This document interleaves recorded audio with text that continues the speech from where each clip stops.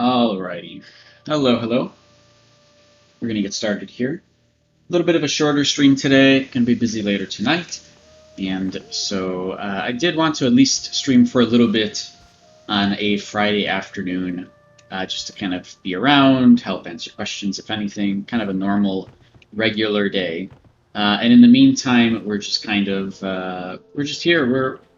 I don't think there's been too many crazy things happening over the course of the week. So it's just we're kind of chill.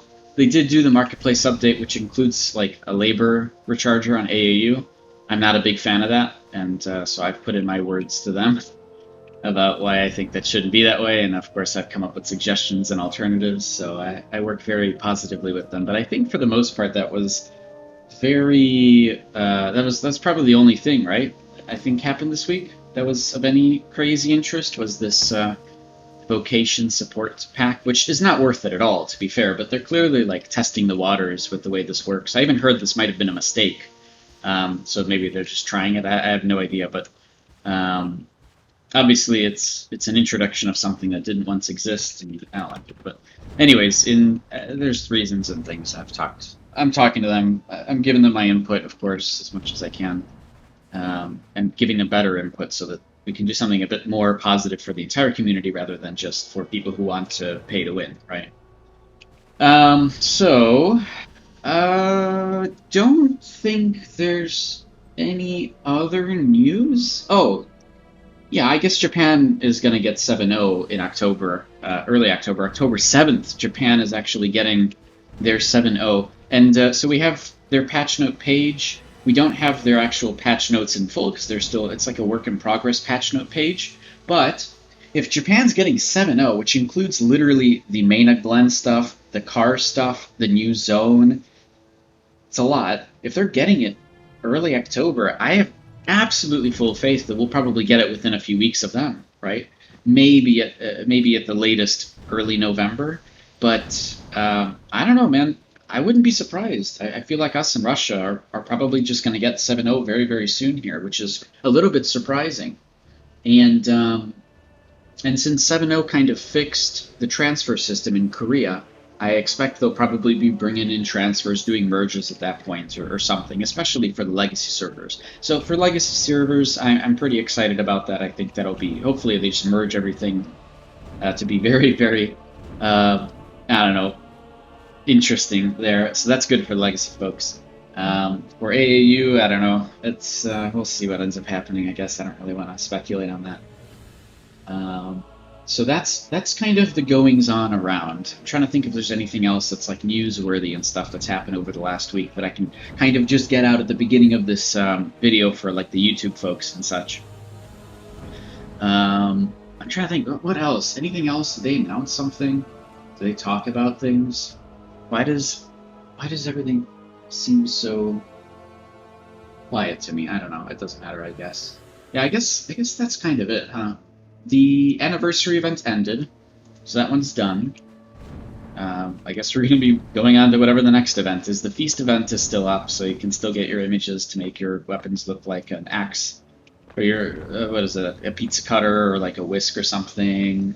Yep, that's true, Sensitive. Yep, I put it in announcements as well in the Archeage Research and Development Discord. They are giving out 200 free credits to everybody for Archeage Unchained specifically. So if you have an Archeage Unchained account, you can go and redeem the code AAU free credits in all caps, and I'll put it in the chat here. And you can get 200 free credits in your account. You may as well. That thing expires September 30th, though, so just make sure to get that out of the way early.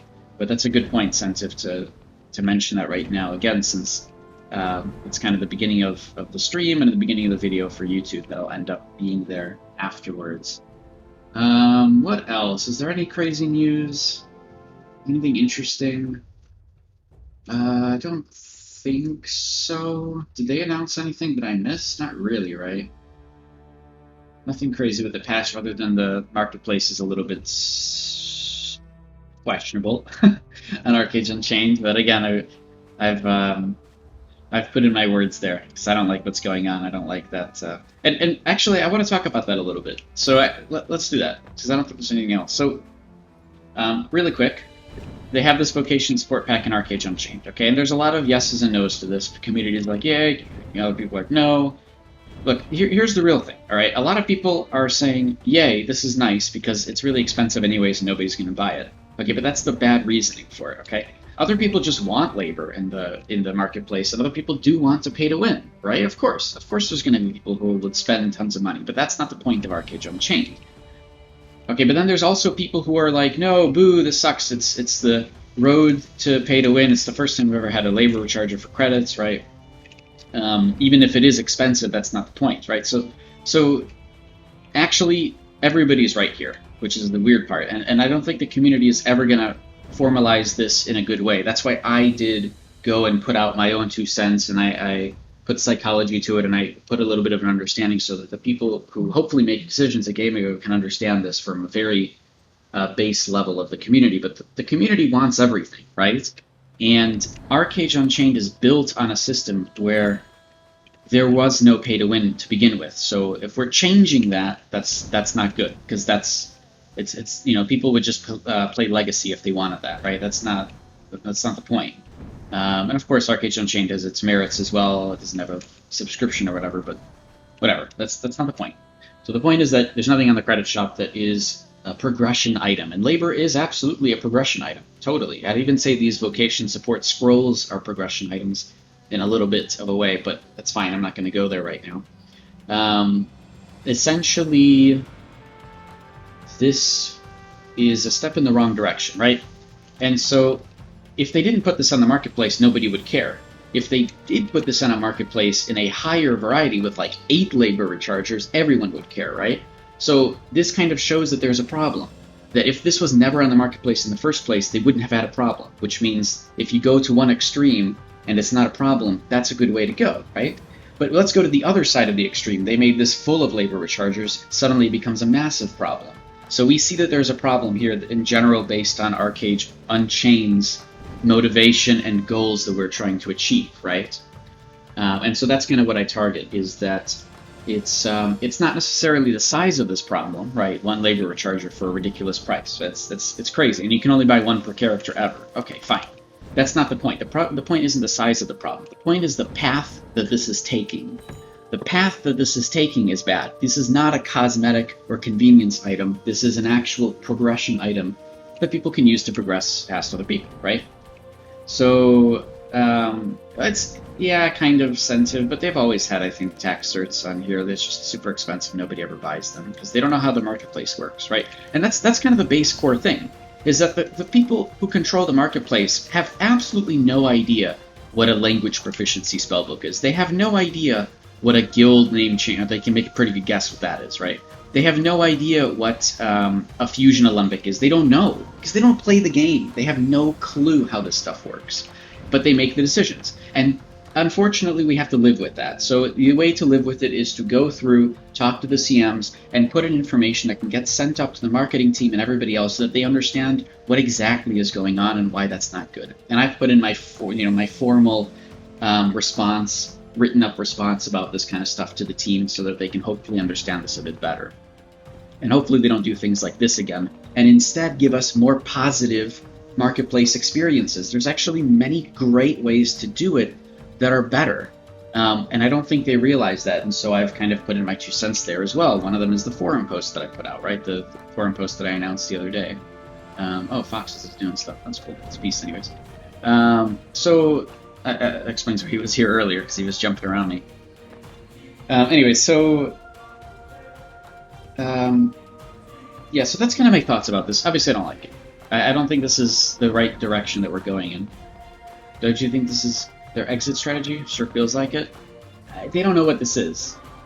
Like, if they knew what this was and they understood how this worked, absolutely, maybe.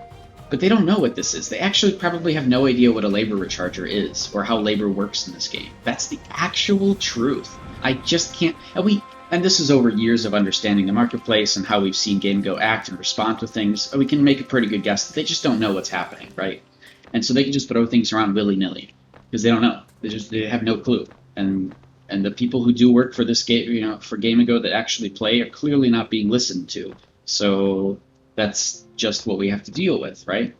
So I don't think it's actually a, yeah, like I know I get it, yeah, like last cash grab. I don't think so. I don't think it's that in any means. I think that they do intend to have Archeage up for many years, and they're trying to find ways to make it more profitable, right? And this isn't the direction they should go. And I've been talking about it for years with, well, for years, since AU release with them, what they need to be doing, what they need to be focusing on, and why. And I hope because of these kind of mistakes, they start to see that. And of course, the forum post that I put out talks about that a lot. So they're looking for revenue, right? How can they increase revenue? Well, they could do that while making the marketplace more convenient, actually, and more interesting, and actually more fun for players, but they're not taking those steps. And so that's the problem that needs to be identified. And that's the problem that will help solve the revenue issue with Archeage on-chain, because people do want to spend money, they just have no idea how. And people have bought the support pack just out of curiosity of what's inside of it, which sucks, because that goes against the point of stopping them from putting things like this into the marketplace. If they even see 3 people bought this, they're going to be like, well, all right, let's make more. But that's not how that should work, because they don't understand the player base, right? So we have to work very closely with them to make sure that they can make a marketplace thing that actually makes sense. Because they don't even know what tax certs are. They don't know what building management titles are. This is probably just stuff that they were asking people and saying, hey, what could we put in there? And somebody said something. And they're like, all right, fine. They don't know. They have no idea. So we have to work around that. And it sucks that's the way that it is, but unfortunately a lot of the game development companies are like this. This isn't really anything unique. It's a lot of publishing problems. It's a very, very common publishing issue. So yeah, my whole point with this is that players have been complaining about it and also saying it's good, when the whole point is to look at the core things. What are the core problems? What are the core solutions? And the core way to look at this one is to say, what if we went to the extreme in either direction? And again, the extreme in one direction of it's just not being here, nobody would have cared, right? Nobody would have made an outcry about anything. But the other extreme would have been absolutely disastrous, right? If they just added labor to the credit shop, it would be just an absolute disaster. So yeah, the core problem is quite clear. It's just not quite clear to Gamigo, and so that's what I'm trying to kind of make a little bit clearer for them so they can understand it and make a better thing in the future with the marketplace. Because again, people do want to spend money. That's good. But they want to spend it in an actual positive way where they get really cool benefits from, okay? Everybody loved these grass fences. They're not even in the credit shop yet. That's a problem that, guess what? Gamigo has no idea about, because they don't know what these grass fences are. They don't play the game. They don't know. And yet there is actually something, a missed opportunity for them to make a lot of extra money. So there are ways to solve this that are very elegant, and I hope they take suggestions seriously to make things better, and instead of going this route, because this route is just unacceptable. This path that we're going is not acceptable. And they can make revenue in very, very positive ways that the community would actually enjoy, but they're not going there. So, all right, we talked about it. Oh, what else? News-wise, I also got my Taurus thing, so that's cool. Look at that. Taurus image, done. We did it. After so many frickin' Mist-Song dungeon runs, I crafted it. I know. Shocking. I didn't want to craft it, but I did. And it's fine. It's not that big of a deal, to be honest. It's just a lot of Taurus runs, which was fun. I actually enjoyed Mist-Song, so it looks frickin' badass. I love it. We did have a little go with it before I imaged it, just kind of to see what the effects are and such. So I kind of want another one for the effect, just for the hell of it. And I still want the meme axe. But yeah, so this is pretty good. And I had a lot of help from tons and tons of people. Just, because I always needed a healer every single time. So over the course of like last month, I had like probably 8 or 9 different people to work with, which is awesome. And I think I helped a lot of people in the process, so that's good. Starbell, they need more furniture in the cash shop. It's quite sad right now. Absolutely. And they have actually some... So, all right, let me link this to you guys. If you like it, please go to the forums and actually say something, right? Because they need to... Again, the teams who manage this stuff don't understand how anything works, and so they need to be like... They need to be like really told, hey, this is a good idea by everyone. And it's not enough that the community managers do this, or retweet my stuff or whatever. So this is the forum post, okay, and just to go over it a little bit. Forum C. It is dead. It is absolutely dead. But that doesn't. So it's dead to players because there's way better ways to communicate. Guess who it's not dead to? The old people who run this whole company, also Excel, right? Like, they don't know. What the hell do they know? They're back in 1994 where we're using, whatever capabilities we can to talk about it. So, but I don't use the forums either because I think it's subpar as well, right? I totally think so. I don't like it. But I'll go there because I understand that when I make a forum post like this, there's a direct audience of this, and it's not the players. It's the management, right? There's an actual, it's management and it's Excel who actually looks at this stuff. So if we just show this on the screen very quickly. Okay. So, and I talked about this before too, but let me just go over this very quickly. So, this talks about a better premium Arc Pass and Marketplace experience, and this can actually apply to Legacy because Legacy is also getting the Arc Pass at some point. It hasn't been announced, but it's in Korea. Most likely, they'll be delivering it to Legacy and everybody. Okay, so this is actually kind of an applicable thing that can affect everybody positively. So there's fundamental issues with the premium Arc Pass, a lot of them being you're going to get too many items you don't even care about that you're just going to keep in storage forever because you don't want to toss because you spent credits for them. There's a lot of duplicate items, so there's really no point to get multiple Arc Passes, and cosmetics from previous Arc Passes that you can't access anymore, they're you can't get them ever, period. There's no way to get those anymore. And the same is for the diligence mounts and things as well, what am I saying?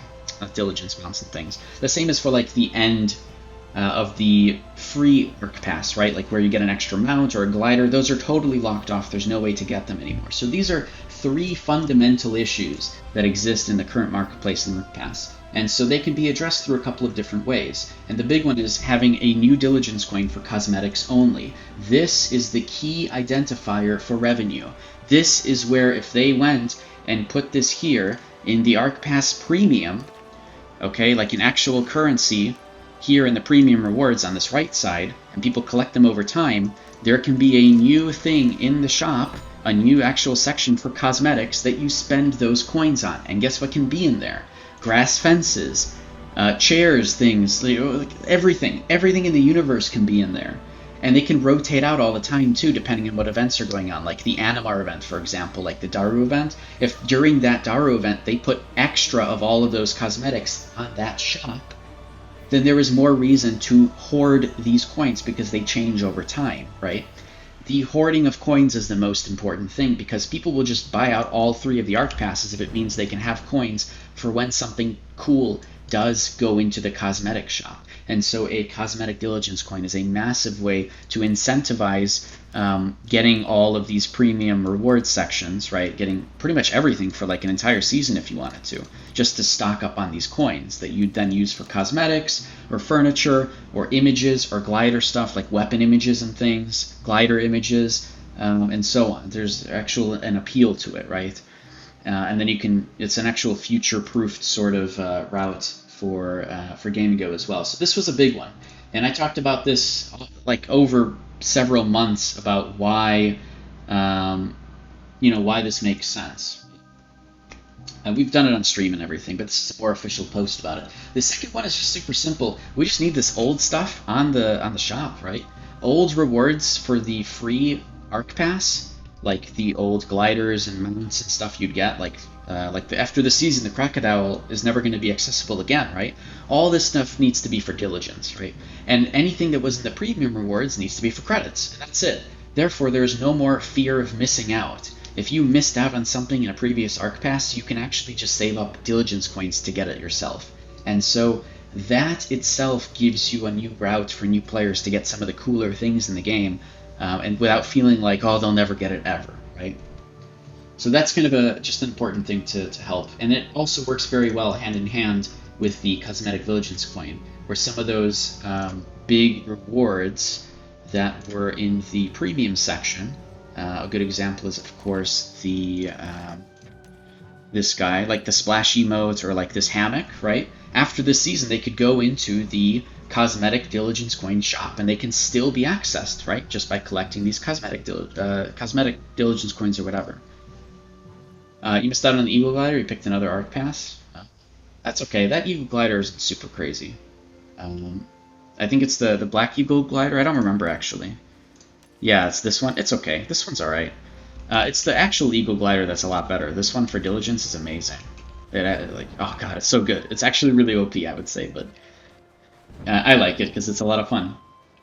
But anyways, fear of missing out sucks. It absolutely sucks. It creates a negative experience for the players, and so this kind of helps identify the problems and solve them in very elegant ways that actually very much increase and stabilize the revenue for Gamigo. And I think that it is very worth them doing something about it. So if you like that suggestion, go to the forums and say so. Or if you want to add something to it or whatever, do that as well. But they need to see that this is actually something the community takes seriously. And of course, since nobody goes to the forums, it's hard for the community to say anything. But you know, I got to try my best to get you guys to look at it. What is this? What's happening? What am I being linked to? All right. Which one? Oh, so yeah, so there's two versions of the Eco Glider. One of them is on Diligence, which actually stuns an opponent. So this version, the one that I'm using right now, is Dive Attack, which will actually stun an opponent and launch them for 5 seconds. Okay, after it launches them, it actually snares them, immobilizes them, and they'll just fall and take a bunch of fall damage. So it's actually an extremely powerful thing. This free version from the Arc Pass, I still don't remember what the name of it is.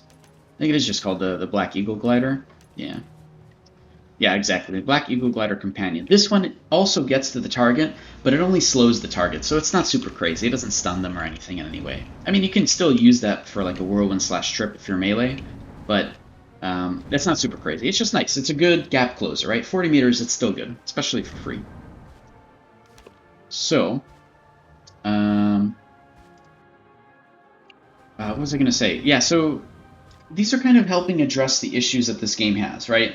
With the marketplace and such. And I do hope they take this stuff seriously because, like, we could have better systems that the players actually want. And, you know, like you're saying, Starabell, we could actually have furniture and stuff that's accessible through means that make a little bit more sense. Mission accomplished. Hey, thanks for subscribing with Twitch Prime, Dust. Appreciate that. So hopefully we can actually have systems that better... just make a better marketplace system for the players, right? Because that's all that I care about here. Is there something you suggest that got implemented? Tons of stuff, yes. There's actually quite a few things, Sensitive. So I have used the forums quite positively over the years. I can give you some of those just to show off. Because a lot of people do say, hey, they don't take the forum seriously, okay? But I've proven time and time again that that's just not true at all. But you have to know your audience. You have to very clearly identify and discuss things on the forums in ways that a baby can understand, okay? Because the people who are looking for it, or you know, for these suggestions, are people from Gamigo who don't play, most likely, and they are people from XL, right? XL is going to be looking for this too, and so I have to explain things like a baby because that's how it works. I also put up this one too, which I really like, and I hope they take seriously. Everybody that I talk to says they take this stuff seriously, and I've talked to past CMs as well who have always sworn by my articles, and I'm very grateful for that. That a lot of the like past CMs have said, because I asked, right, and they have said to me that your stuff is taken most seriously. Like, we want this more from the community, but the community doesn't really give it. So that's good. I'm glad that that's the case. So that's another thing that I put up for better arena design and gameplay.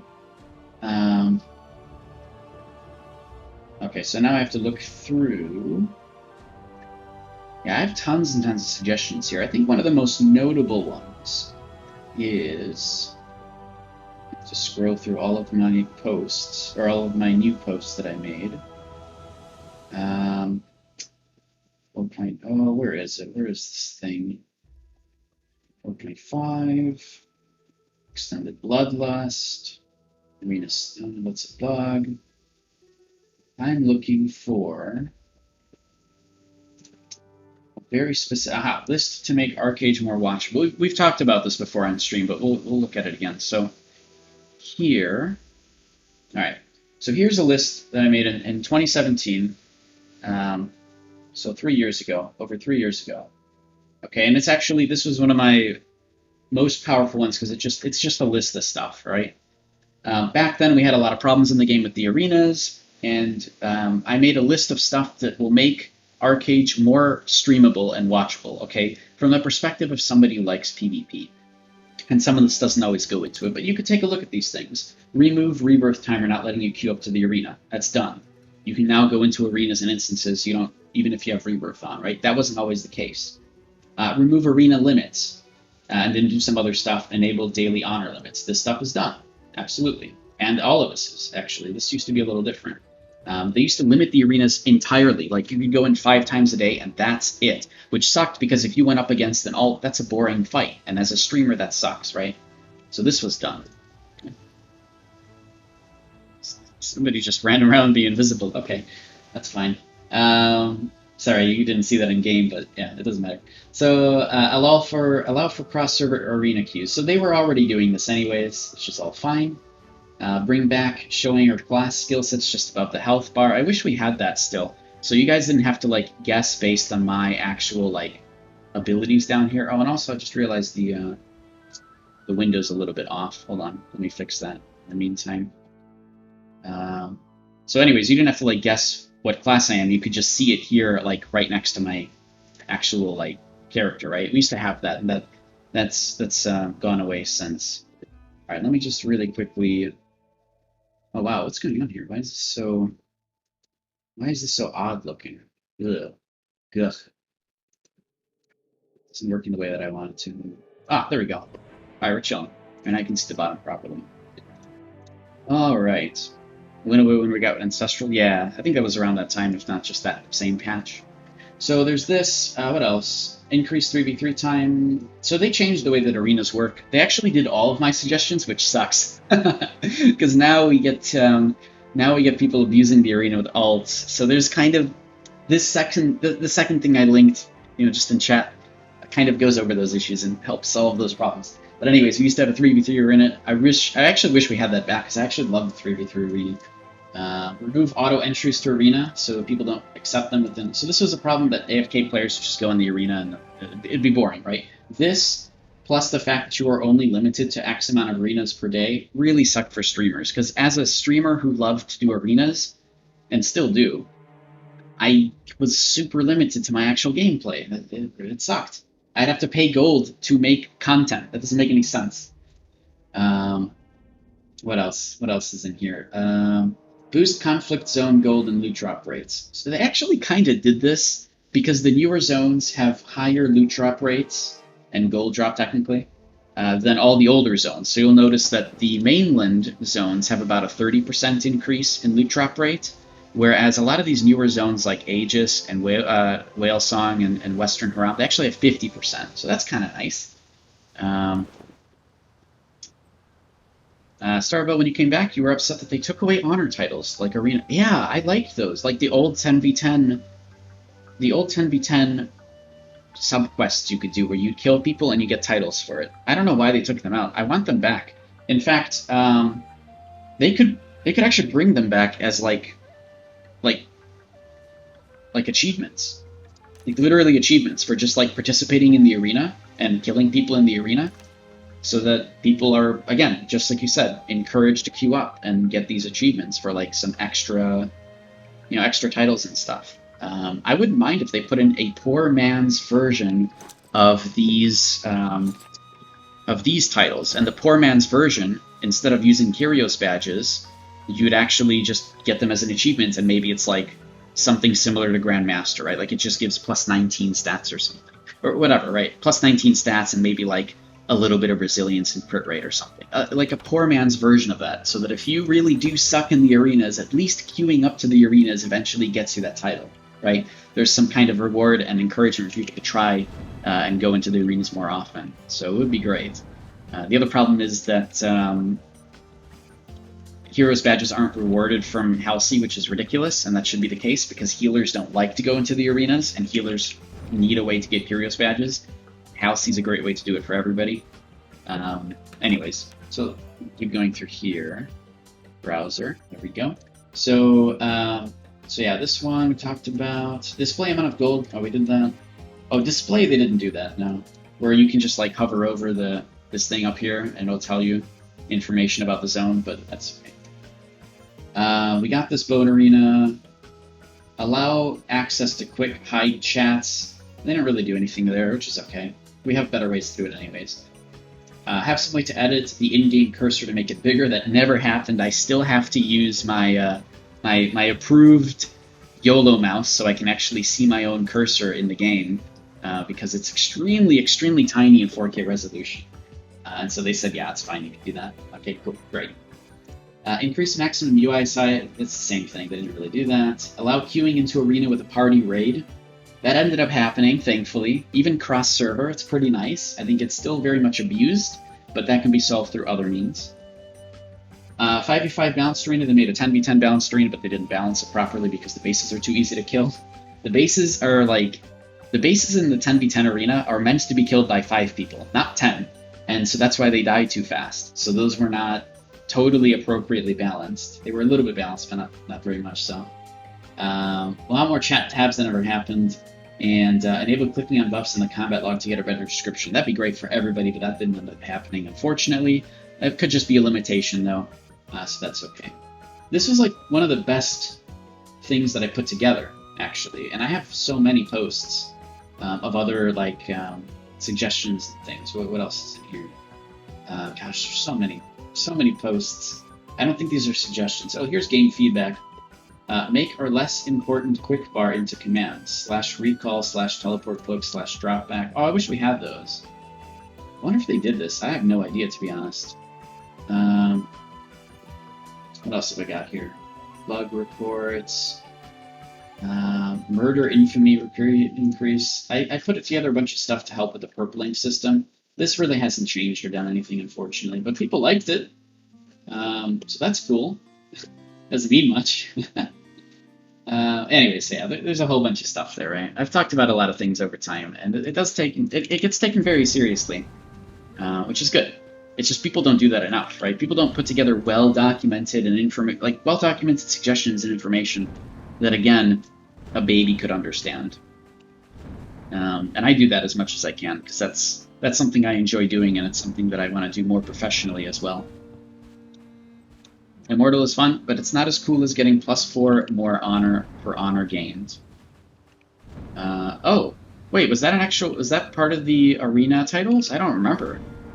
Was that a thing? It gave you more honor every time you killed somebody? I do remember that being a thing, but I don't remember if it was those titles. Wow. Yeah, we need to get those. That's great. That means, you know what that means? If you want to farm honor, you are encouraged to not use the buff that will give you more damage. That's cool. If you want to farm honor, you are encouraged to literally not use the best titles. I like that. Why is that not a thing? That needs to be a thing more often. If you want to try to abuse something, you have to actually penalize yourself in some way. That's cool. I mean, people would complain about it, but I like it personally. Maybe the community wouldn't, but... Anyways, yeah, the game has changed very much over the last many years. If you've only started playing recently, it's been all over the place, all right? This game has changed so much. We even had a point in time where we didn't have an extra skill set, but we had the ability to add on to one skill set of your choice extra abilities, one at a time. That's a thing, where you had like 3 extra abilities and extra passives on a selected skill set. That's crazy.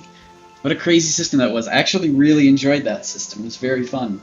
And they ended up taking all those skills and making a whole skill set out of them. So it's changed. That became Malediction, the first new skill set in the game since release. Oh, hey. What's up? Just hanging out. Yeah, so I think I've went and ranted on about everything for the first hour, first 40 minutes, which I guess is fine. I'm mostly here just to help answer questions and chill. It's going to be a shorter stream today because I'm going to be busy later on. I might do some instances just for the hell of it, but I don't really care that much. I don't really care that much. Like, I might just do Hereafter Rebellion for the hell of it. See if I can get some extra Starlight Archeum out of that. And some Sunglows. I don't know. I don't really want to, honestly. Do I want to do that? Len's probably going to drag me into a Noryette at some point, which is fine. Oh, I know, yeah. I remember Too Cute that you're Starbell. That's cool. Kind of want to do Ipnia Sanctuary, but nobody ever does that. Wait, what? This has been up all day. This group. Maybe they're just AFK. I don't know. I haven't really thought about what I wanted to do today, honestly. I'm just here to answer questions. Alright, if you guys have questions about Archeage things, I'm here, I'm open. Answer things, we can have conversations about stuff. We can talk about theory crafting or different builds or proficiencies or secret stuff. All that good stuff. Dust, if you have a minute, can you share your thoughts on graphic settings? Sure. Oh, you asked the question in the Discord. Yeah, we actually have a good example of anti-aliasing. So let me pull that up, and in the meantime... gosh, where did I put that image? Oh, I know where it is, actually. Because I save everything. I save everything. Okay, well, while I'm pulling that up, Sensitive used Suncraft yesterday noticed it's possible to perform Quickstep and Bloody Chanty at the same time. Well, what do you mean? Because they're just Quickstep and Bloody Chanty. Yeah, you should be able to, right? They're able to overlap. All the songs can overlap. Or do you mean you push both buttons and both go off without a cooldown in between them? Because if that's the case, I have no idea. That's new to me. We have Too Cute. You can actually try that yourself if you want. Let me pull up my anti-aliasing examples. Give me one sec. I gotta find them, Dust. Actually, what was your actual question? So you're running the same thing I am, so 1080 Ti, just like I am. And you're overclocking, since I mentioned that solved my lag. Oh, that solved my lag with streaming. That did not solve my lag in game. There was just the disconnect between streaming and lag in game. Oh, it has help though. Okay. All right. I'm not going to complain. So, recommendation: which anti-aliasing works best? Okay. So, I play in 4K resolution, and in 4K resolution, anti-aliasing is the most important freaking thing in the universe. But I don't know what it looks like in 1080p. But I can absolutely show you what the difference is when you anti-alias at 4K resolution, because it's like night and day. All right, let me just find those images because I took them some time ago. I'm trying to figure out what month I took them in, because that's why I can find all the images I've ever taken. Oh, was this it? Oh, it is, but I only see one image. Where are the other ones? Oh, they all have random. Okay. All right. Okay. Let me find a good way to do this. I actually have no idea. Wait, I do. I know how to do this, but I don't know which one's which. Okay, I must have documented this somewhere. Hold on. I did a study on this, and then you can, based on these pictures in 4K resolution, you can maybe give yourself more of an understanding between them. Okay, but I have absolutely no idea who I talked about this with. Anti-alias. Oh, gosh, where did we have this conversation? Was it in the actual research and development Discord?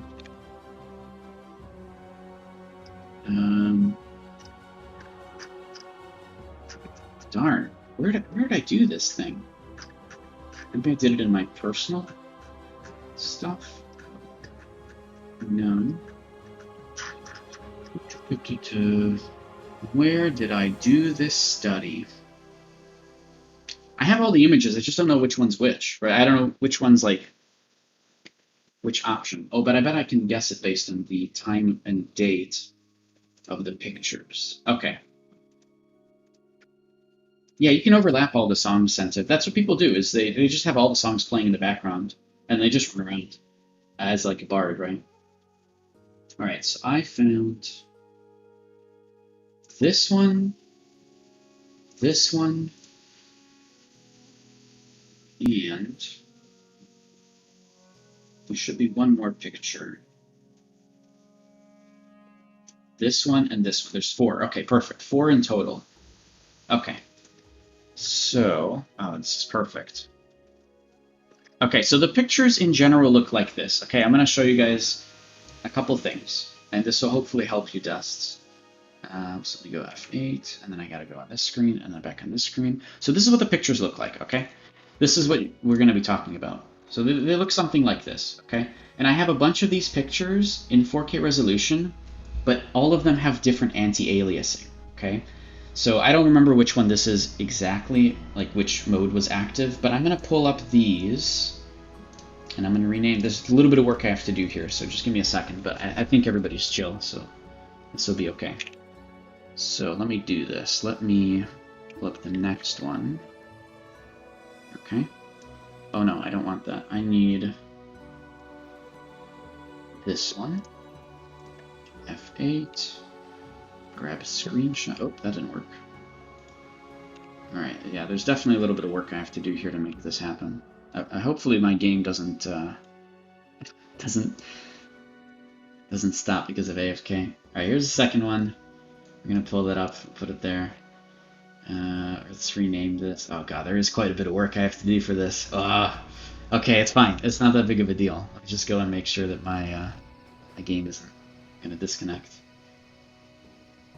Which one do I use now? Yeah, so in short, oh god, I don't remember. I use personally Sharp. What? They added a whole bunch! Wait!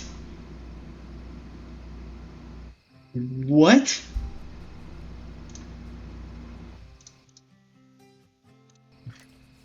What the hell is this? What is this? We had these as of 2 weeks ago. These three. The hell are these ones? Wait, we had these three, and then when the hell did they add... What the...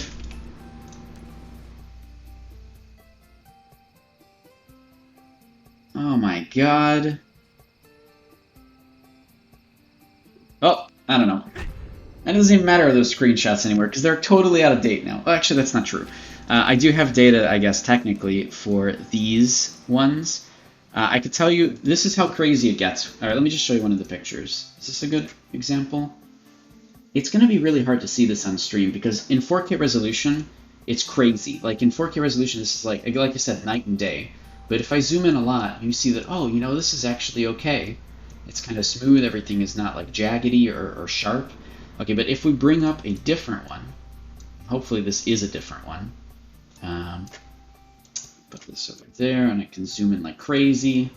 You start to see that, like, it in some of these pictures, it's very jaggedy. I can't remember which picture's which. It's very jaggedy, and you can like these plants that are like really brown, they look really bad. And some of these anti-aliasing, you can see the difference there. I'll just keep zooming in. Oh, this is definitely one of the bad ones. Okay, let's see what this one is. This is a good one. Yeah, this one's a lot nicer. So this one on the right has anti-aliasing enabled. The one on the left does not.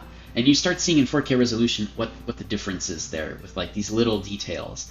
And if we zoom up a little bit, you can see details as well that are different with the guard. Where the guard, you can like, on the left, it's super, super like weird and sharp and looks awful. But on the right, it's very kind of, you know, the anti-aliasing is very obvious here, and it's extremely obvious in 4K resolution. In 1080p, you're probably not going to notice this as much anyways. And so for performance on a 1080p or a 1440, you might not even care. You can just probably run at a lower anti-aliasing and still be fine. But I can't do that. I can't do that because the difference is massive. I mean, it's done. Okay, but now I don't understand what any of this is, because what the hell, man? They must have introduced this in, like, literally this week's patch or last week's patch or something, because these bottom 5 options are totally new. Oh my god. Little Dinkle, you just use whatever runs the fastest you play these days. Your PC can no longer run the game so smooth. I would just turn shadows off. I think shadows are really the biggest issue. And I've been experimenting with DirectX 11, because I haven't had any issues personally, but don't do that. Just use DirectX 9. If you really need to save yourself on some frames, get those shadows out of there. It's nice to have shadows because you can see gliders above you, but for the most part, the shadows are a massive difference and give you a massive boost when you need it if you ever just need to get a little bit of extra performance out of the game. Anti-aliasing you can disable too, but that requires a restart. And I don't know what the hell these options are, but I bet some of them are more optimized, because I don't know what TXAA is or MSAA is. And I kind of want to look them up. It's been in there since AAU launched? These ones haven't. Oh, these ones definitely not. Because I even have screenshots of it not showing that. Because I did, these are actually new. These ones. Unless there's some kind of a system-related thing that only enables them on some systems. That's weird. Maybe I changed something? I have no clue. Maybe it's a Windows thing? Maybe it doesn't show you the options if you have something changed in the INI settings. Maybe they used to exist, then they took them out and they put them back in. That's actually possible they did that, right? The DX9 causes memory leaks, which might have led to your memory issues. No, the memory issues were purely... it was actually... the game was capping on how much the memory speed was being used, and so I wasn't able to actually utilize the OBS for encoding as much. So it was just an issue with encoding, with streaming specifically. That's my problem. That's all. But you've been smooth on on DX11. That's good. Yeah, I haven't had any issues myself, but I also have a 1080 Ti, so, and I want to upgrade to a 3080. But yes, I'm streaming, right? My computer is encoding currently, and it's using the graphics card to do it. But there were some other issues there that were very much just based on me having to overclock the RAM, which is not a usual or normal problem, right? So don't look at that. Yeah, when you have a bunch of stuff running, it helps. So, man, I kind of want to see what these are now. I got to do some research on that, because I don't know. That doesn't really matter to me. Like, everything looks fine and runs very well. I'm running at, like, pretty much 50 to 60 frames at all time. A little bit lower when I'm streaming, but that's not that big of a deal. So it's all good. What else? I was going to talk about something else. Let me close all the stuff that I had just brought up. Oh my god. Hold on. Close that. Close that. Close this. Close this. Okay. Alright, now I feel better about everything. Back to my regular... Everything looks good now. Okay. Cool.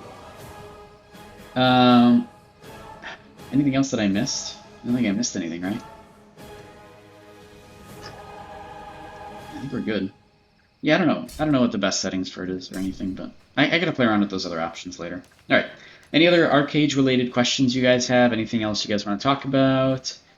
Again, I'm not really doing anything too crazy today. I'm just chilling for a little bit because we're gonna be busy later on, so I'm just streaming for maybe a couple hours, maybe just like another hour here, and then I'm gonna go off and do other stuff. So we're just hanging out, just chilling. I'll be streaming tomorrow probably at the regular time, like around noon. Noon Central, because that's pretty much when Mirage starts in North America, Mirage Island. Last week we got first place, right? We showed off that trophy. I don't expect that to ever happen again, period. I mean, it took me 6 years to get this trophy in the first place, so... but it does help us get very close to getting the Mermaid Bath, so that's nice. Dusty just bought the Garden of the Gods DLC since it's on sale. I mean, you could probably go there with a group if you want to just help farm a little bit to get the dailies done. But the story quests are actually really, really awesome, especially if you like the lore. Actually amazing. I'm so happy with it. The boss fights are so freaking good. I wish we had those boss fights as events or something. I wish I could replay them because they're so much fun. Anyways, I loved it. So that's probably not something you're going to be working with for some time. Yes, that's absolutely correct. You probably need about 10,000 to 12,000 gear score before you can start thinking about doing stuff solo. But until then, you could probably go in as a group to do things. Especially if there's faction stuff that your faction does in there at any particular time. It's just going to be a little bit tough to survive, so you may have to bring more survivable skill sets like Aromancy. Little Dinkle, what is your favorite Archeage patch? My favorite time ever playing the game was when we had Void Leap in Sorcery, and I had to play Hellweaver. That was probably the favorite... my favorite gameplay of all time was Hellweaver when we had Void Leap. This was essentially, we had this malediction skill called Void Surge, but it was inside of Sorcery, but it was in Sorcery's Abyssal skills. So you would choose one skill set to have Abyssal skills attached to them, and nobody ever did this to Sorcery, but I did. Okay, because as a melee, teleporting all over the place like crazy was freaking hilarious. Okay, can I show you guys this? Can I just show you guys my favorite gameplay of all time? Hold on.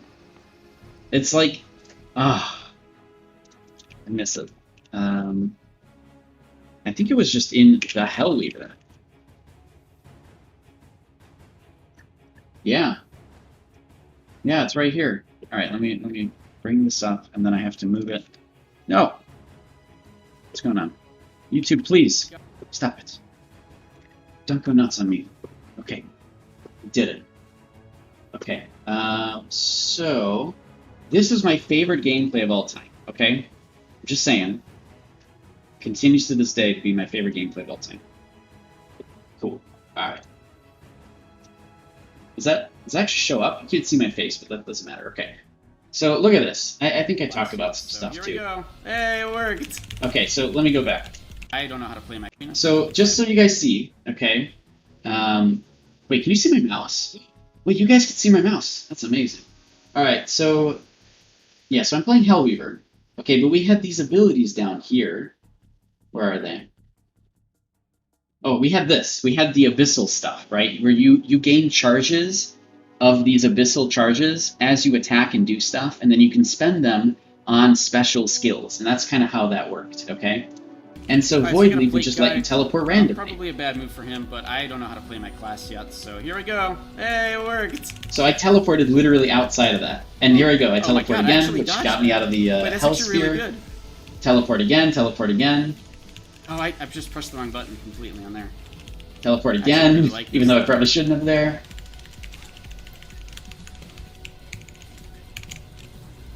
Teleport again. Oh my God. He just used charge on me. I just dodged a freaking charge. That's right. Oh man, literally so you're not there anymore. I just need so much practice. As a melee, using Void Leap was absolutely hilarious. Oh, he just used his potion. I don't know why he just ran into me there, but that's okay. Okay. I was still learning my class anyways, so it worked out. Oh, I didn't actually. So yeah, freaking this teleport thing was so funny. It's literally my favorite type of gameplay of all time in Archeage. And of course I could take advantage of it right now by bringing in Malediction, right? I could go Malediction and be a Crypt Walker, and then use whatever Void Surge gives me, right, to help me teleport around and stuff. I could do that. I actually could. And it doesn't work out too bad, because of the Petrify from Serpent's Bite, Stone specifically. That's pretty good. Ring Throw is really good. Malicious Binding is amazing for melees. So there's actually ways I could play this class, but it's not as fun. Back when I had Sorcery, I'd actually use Frigitrax as a way to actually stop people, which is really, again, great as a melee. And using Frigitrax as a melee means you are literally countering other melees, which is amazing, right? It's a very, very good way to play it. So I really enjoyed the gameplay style. It was a lot of fun. You played Hellweaver and a couple other Battle Rage Sorcery classes a few years back, but you ran it as a mage with Bell and Battle Rage Trips. Oh, I see, yes. So that's actually a really good way to do it too. Because, honestly, there's a lot of synergy, still to this day, between Battle Rage and Sorcery. And I'm surprised you don't, I don't know, I'm surprised people didn't take advantage of it as much. Because Battle Rage and Sorcery together are actually really good. Still, today. Still. But I don't want to play Malediction, because I just love Occultism too much. I love Boneyard too much. I love the way that Occultism plays, especially with Absorbed Life Force. So I want to keep Occultism at all time, because it's I love it. It's such a fun class or skill set to play with. You don't get the same excitement from the skill trees these days. I mean, we're kind of used to it, right? We've played the game for so long. I wish we... Wait, hold on. What happened to the music? Is that even still playing? Oh, it is. Okay. Whatever. We don't really... we know the game too well, you know? I keep saying, but I really do wish I could wipe my memory of Archeage and come in fresh right now. Just as a new player who doesn't know anything. I wish I could get that same experience. Because it's a lot of fun and very cool. And it's fun for me to see people who are excited about skill sets and stuff. Because they're so, you come from WoW background, you come from a RuneScape background, you come from, Guild Wars 2 background or a Final Fantasy background. This doesn't make any sense to you. When someone talks about this, oh, just change your skills. Oh, just go level this up, and then just use those. This doesn't make any sense to you, right? Because this is not normal to have multiple bars with all these different classes already associated with them, where you can pre-build stuff and then play in completely different ways. All these passives and combos and things you could work with friends. This doesn't make any sense if you come from other games. This is totally new. And so seeing the excitement in new players who've come back to the game, or returning players too, or just new players in general, it's actually really nice. It's like heartwarming to me, because I'm never going to get that experience again. Like, I get it now. I understand how things work. My excitement is when I actually realize something that I still haven't learned. And that's really fun for me, but it's very, very rare nowadays.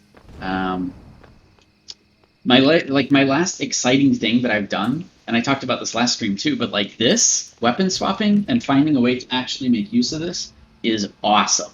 This, now that I finally found an actual powerful way to take advantage of it, has really made me happy. This is probably like the first time in probably like a year since I've actually discovered something very, very interesting and useful. Because what I'm doing with it is, I have it bound to a button actually. I use this to soak up damage. If I'm about to take burst damage, I have a Searing Oath in my main hand.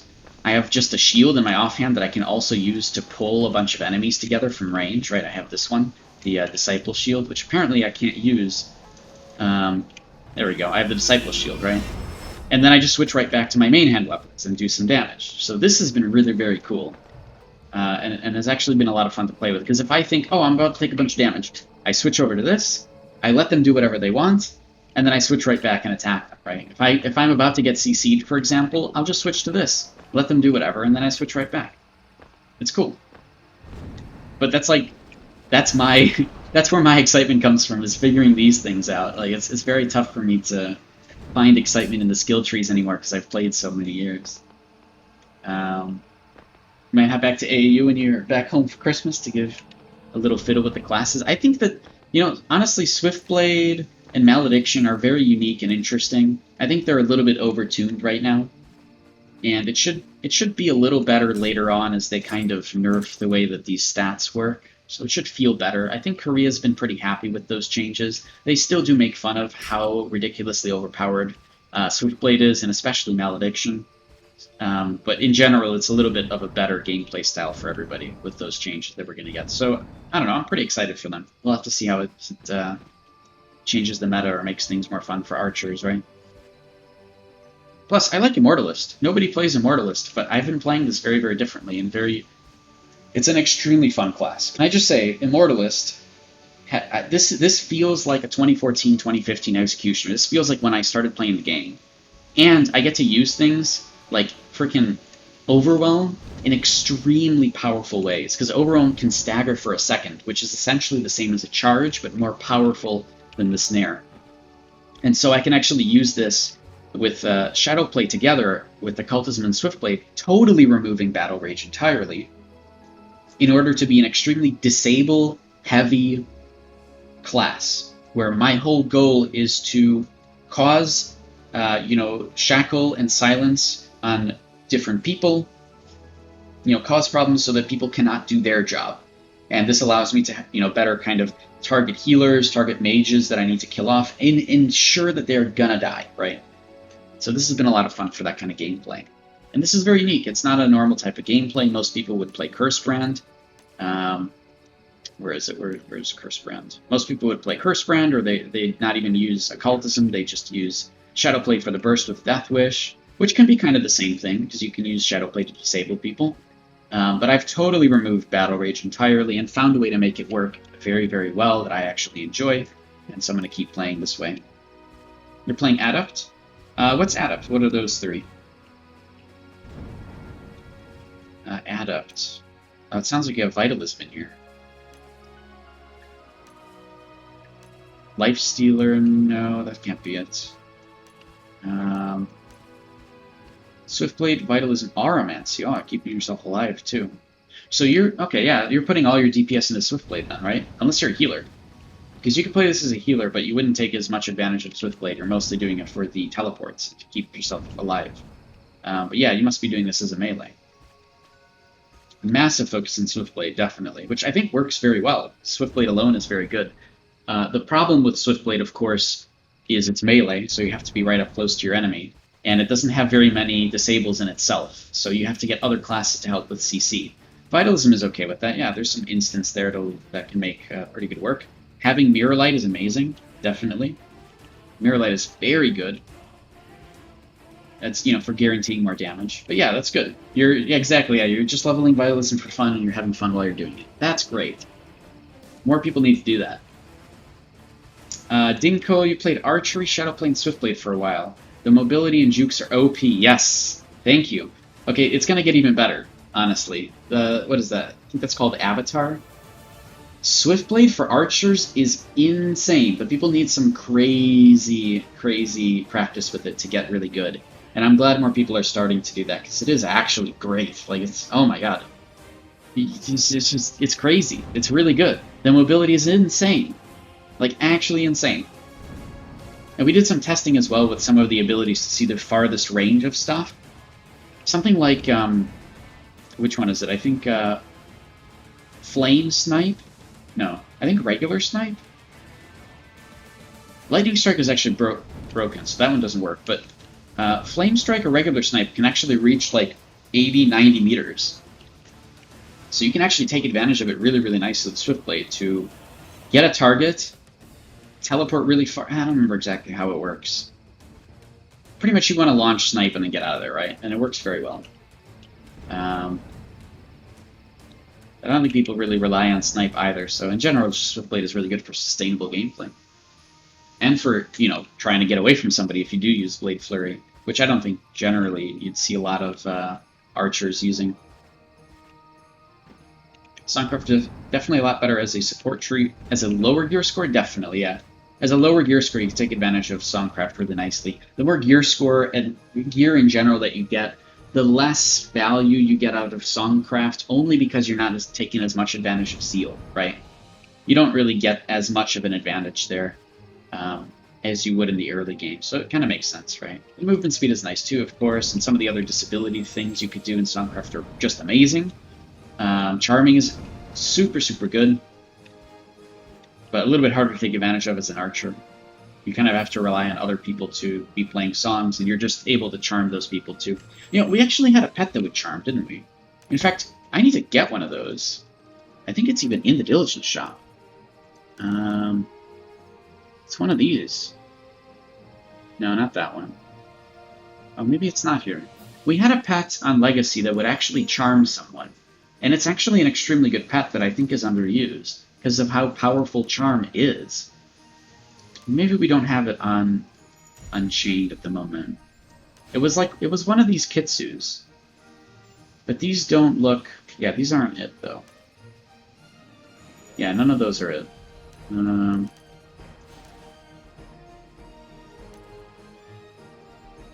Okay, there might be one other place where it might be, which is the Honor shop, right? Kitsu. No, I don't think it is here. I don't think we have access to it at the moment. Okay. Oh, never mind. No, it was like a Kitsu, and the Kitsu would actually charm an enemy. Oh, maybe it was the mount. No, I think it was the pet. There was a pet that would allow you to do that. Anyways, yeah, we don't have access to it on AAU, so that's okay. Because I would use that to help charm people because of how powerful Charm is in big raid versus raid conflicts. Charm is amazing. Charm is the main reason people die.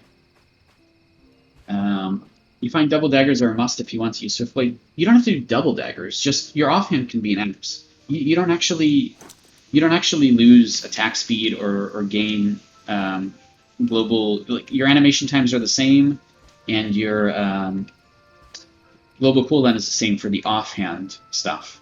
So if your offhand is an axe, you can actually do a lot of damage. This is why, like, right from the beginning I went with dagger axe, because if I ever needed to, I would switch them.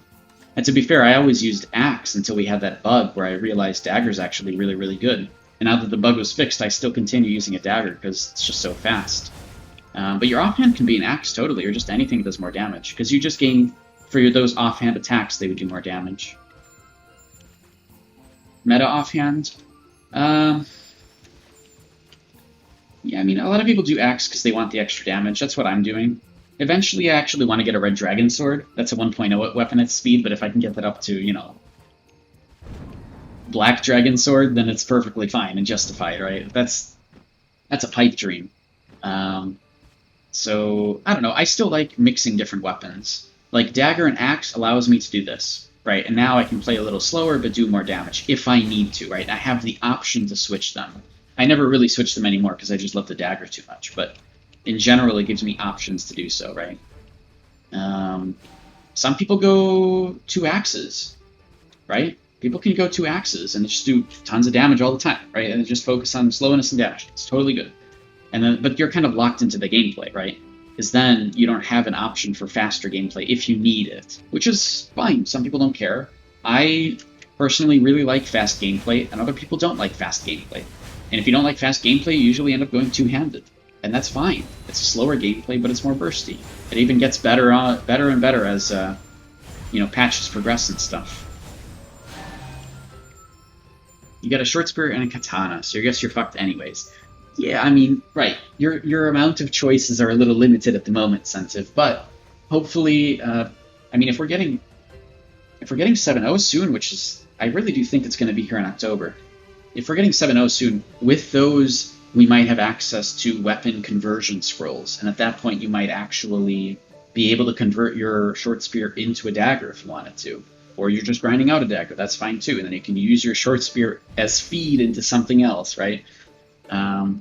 But whatever, it's still an option. So hopefully later on we get those. Dinkle, you could have sworn Swiftblade and melee skills have faster animations with dual dagger? No, it isn't. Yeah, the offhand doesn't matter. I think I put that in the original article, but I know there's a lot of confusion with this stuff. So yeah, maybe in the end you can switch out your your offhand with something else, and all you have to do for that again is get that weapon conversion scroll. And hopefully it's not a tier 5 weapon, because you'd still be able to use the conversion scroll, I believe, on tier 4 weapons. And then the weapon conversion scroll can change one of your daggers over into an axe or into something else if you wanted to, right? Just make sure, short spears are left-hand or right-hand only weapons, so don't convert it to a short spear, because otherwise that's it. You're stuck with that in your main hand, and that's, you can't have an offhand short spear, in other words.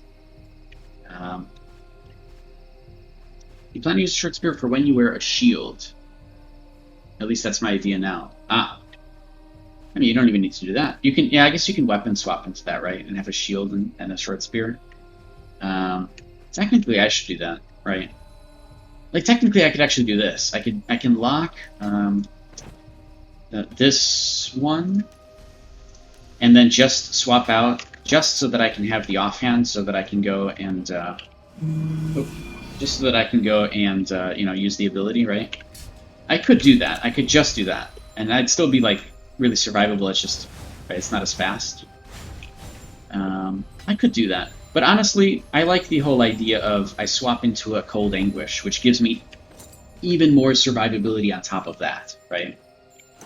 So I can just take a bunch of damage right now, and then I swap right back, and then I'm good. Plus, the Cold Anguish has a little bit of gems on it for more defense, which I need to keep putting there.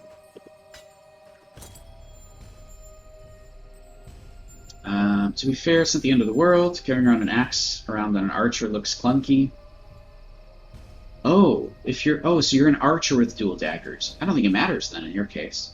Yeah, don't worry about it. You're fine. You're not going to be able to take advantage of the axes and offhand that much anyways. Just because you're not going super crazy into strength, right?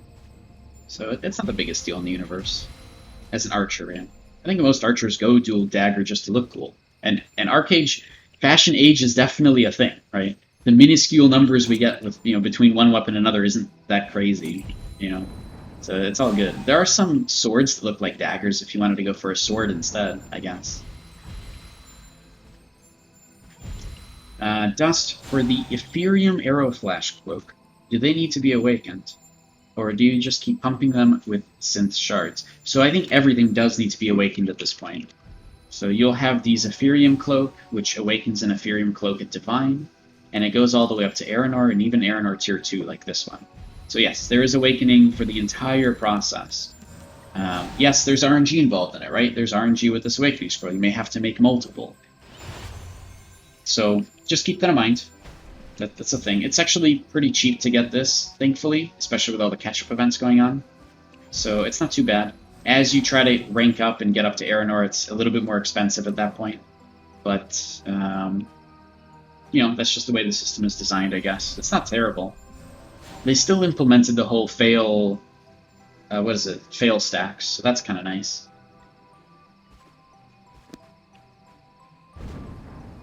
Honor Forge medals are actually from the Honor Shop, so you can go into the Honor Shop, and they're 2,000 honor each. So here's the Honor Forge medals. You should actually get some, I think, from the... No, maybe not. I don't know. I thought maybe like an event or an achievement or something, but no, I don't think that's a thing. So yeah, you can get them from here. So I think it's 12k for an attempt to get an Ethereum out to Ionod. Or Delphinod, rather. Ethereum is Delphinod.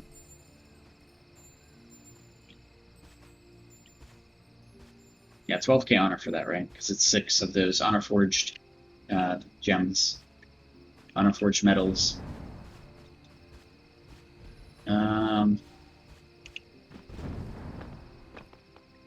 Yeah. What other questions you guys have? Anything else interesting? What have you guys been up to? Look at all these images. Look at all the stuff I have now. Don't know what to do with it. I actually made a lot of money from selling, or a lot of gold from selling images on the auction house. Like, it actually worked, but now it's kind of slowed down. So I made my goal out of it. Now I'm out of that market pretty much. I'll try again at some other point. But hey, I did it. I took a bunch of random unidentified gear and I made tons of gold off of them by selling them as images. It can happen. You can make money off of anything in this game. You just have to be a little clever about it and take some risks and overprice some stuff. TGA, not sure if you'd know, but returning to the game, and your server that you were on is pretty dead. Do you know what's a good server to re-roll on?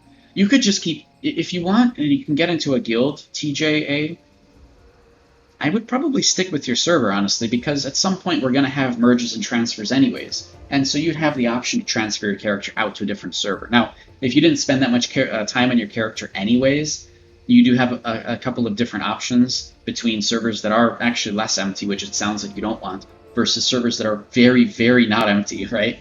And there's tons of stuff going on. But for that, can you tell us whether you're NA or EU server? We can kind of help you with that, TJA.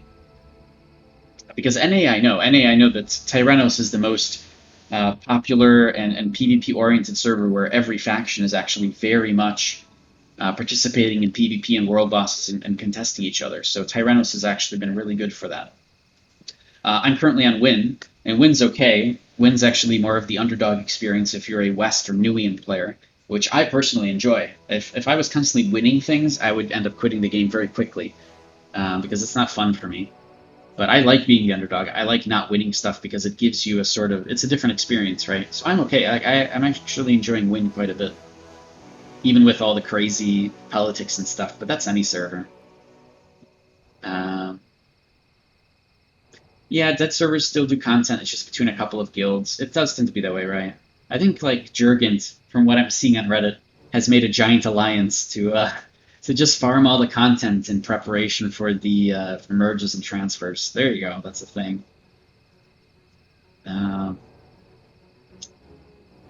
Dust's another random question. You found corrupted curio shoes from a world boss. You saw the last one sold for like 2,000 gold. Is it really worth it? Yes. Yes, they are. And let me tell you why. So, first of all, people might want it as an image, right? And they'll pay pretty much anything for an image, right? So that's one thing, because apparently that's a thing. Okay, here's the other one. So, world boss equipment is actually kind of rare. This is a world boss equipment. It's a sword that I bought. I snagged off the auction house today, very cheap, because it was on bid. Hooray! Yay me!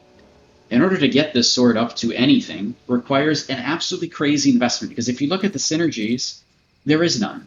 There are no synergies here. I can't give anything to it, because the only thing I can synthesize into this is other world boss gear. For example, those shoes, which somebody would buy, take them up to as high as they can, like Divine or Epic, and then put into other equipment like this, because it gives more experience that way. But to give you a little understanding on how ridiculous this system is, this is only heroic. It's a heroic sword. I do have one thing I could put into it, and that is this Searing Oath, which gives 87 experience. So it's a pretty tough system. which means you're going to need a ridiculous amount of world boss gear. And of course, there's way better world boss gear you can put into your gear in the first place. You know, this is kind of a bad example, to be honest, the Searing Oath. But you kind of get the point that it's a massive investment. And so people who are looking to upgrade world boss gear, they're usually able to pay anything in the universe, because that's what they're preparing for, right? And so that's why those things do actually end up selling for a ridiculous price. Dusts. So yeah, go nuts with it. Try to sell higher than that, see if that works.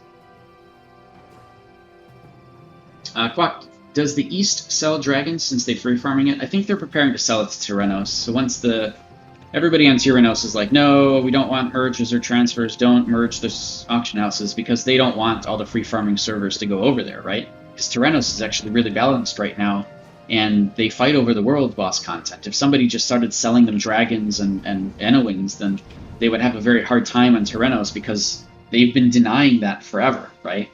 And suddenly now everybody has them. So they don't like that.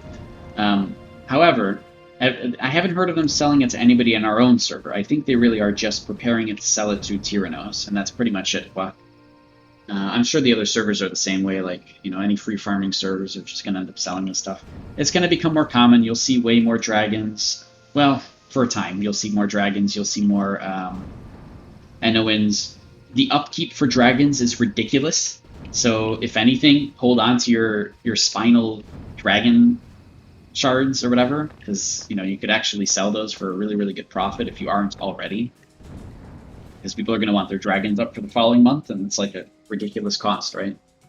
It's a crazy cost, especially if more people have dragons overall, and especially if the auction house servers are merged.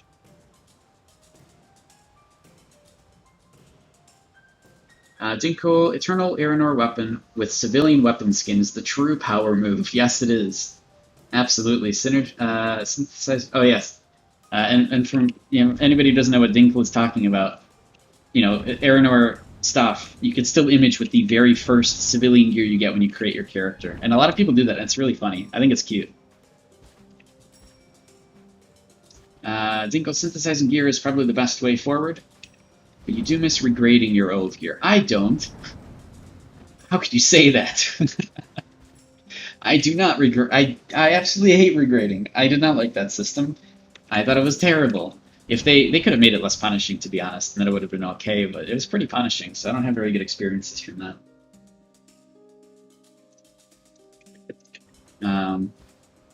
And I think pretty much everything in the game now is synthesizing, right?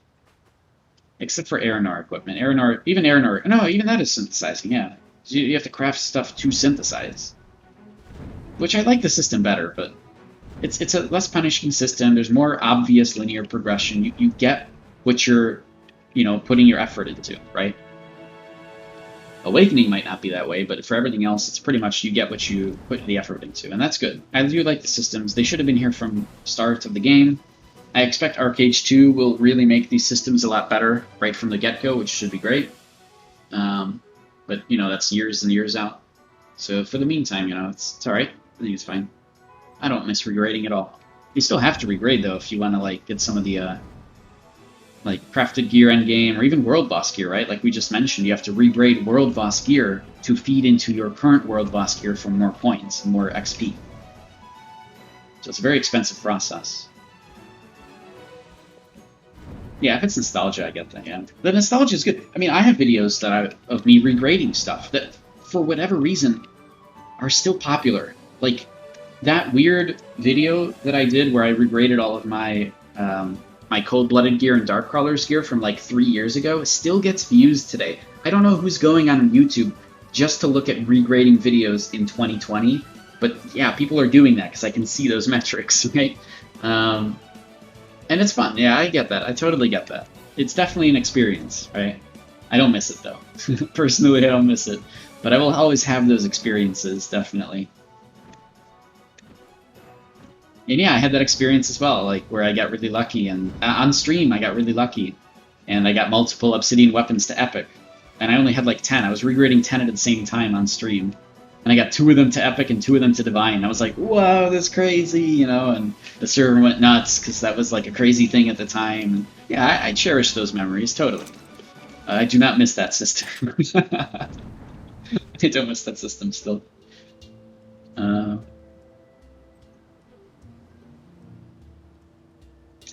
So yeah, regrading Clipper does stay at 50% success rate for a while. I think it changes only when you try to go up to Legendary. Like, because at Legendary, when you're trying to go... no. I think it changes at Epic. I don't remember. Because you can get all of your stuff to Epic without breaking. After Epic, there's a chance of breaking. And the actual chance, I think, starts at... was it Legendary? So Epic to Legendary is still 50? Legendary to Mythic is 30, right? Is that what it is, Brock? I don't remember. I don't do the equipment as much. I did a little bit just to get my boat up to, like, full Epic, pretty much. So everything is Epic on my galleon. And then I was like, alright, I'm done. I don't participate in this thing. Oh, no, 30 to Legend. Okay, yeah. So at Epic, where at that point you can break your equipment, there's a 70% chance to break to go up to Legendary. But before then, there's no chance to break. And then I think Legendary to Mythic is 15%, and Mythic to Eternal is like 5 or something? Oh, true, you can charm it. Yeah, you can use regrade charms, very expensive regrade charms, if you really want to try to push your chances, which I don't recommend. But, you know, if you're at the end game and you have way too much honor anyways, some of those players will end up using their extra ridiculous amounts of honor for regrade charms to do that. So that is an actual thing. They're just so expensive. But yeah, Epic is a safe goal, definitely. I think a lot of people push and try to make full Legendary boats, and most of the people rolling in C content have full Legendary at least, which I think is fine. I don't think it's super critical. I think you can do just fine with the full Epic. The differences are pretty minuscule, but you know, it scales nicely, so people generally go with the Legendary boats over others. And Legendary isn't too hard to achieve. 30%. 30%, you know, you get like 6 things. There's a chance you'll get 2 of them up to Legendary, right? Now, of course, you could also fail, right? It's all RNG anyways, but it's still a thing. That's how people tend to play it, is they'll get like 10 of something and they'll regrade them all together. But yeah, Epic is safe. Yeah, it can be pricey. Yep. It can be. It's, as always, it's RNG, right? You could fail a whole bunch of times in a row and then just feel really bad, because there's the price you're paying for. You're paying for the actual cost to regrade it all, which I think is 15 gold, and there's labor costs associated with it. You're paying for the actual scroll to regrade, and the scroll itself probably, you know, cost you something off the auction house, or if you crafted it, it's a labor cost too. Your record is failing 9 coin flips in a row. Oh, it's like 10 labor? I thought it was 50 labor. Is it really? Oh gosh, what is it? What is it called again? Ship component regrade scroll. Oh, it's 10. Why did I think it's 50? Maybe because 50 is the other one. Armor regrade. Oh yeah, these ones are 50, yeah. Okay, I see. That's not too bad for the ship stuff then. Hey Chuz, hello. We're just answering questions. We're not doing anything crazy because it's going to be a shorter stream today. So if you guys have any questions about Archeage stuff, feel free to ask.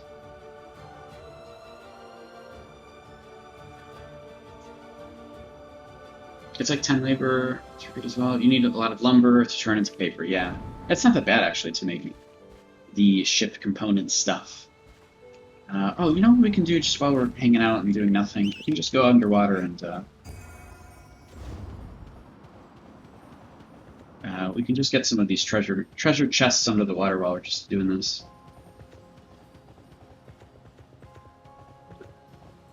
Oh, and Dawn Lakes, yeah. Well, you can get them yourself too, but I wouldn't. What are they even right now? Dawn Lake. Oh, that's really cheap. 5 gold for a Dawn Lake. That's fine. Look, that's even under the average right now. 7-day average is like 6.3. Cool.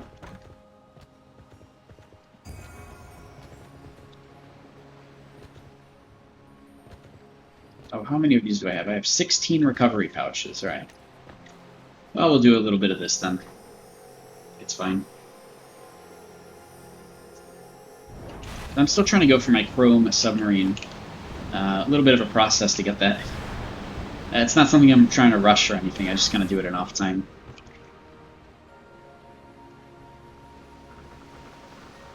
Here's my boat. I don't think I show it off very much on stream because I don't really do anything with it.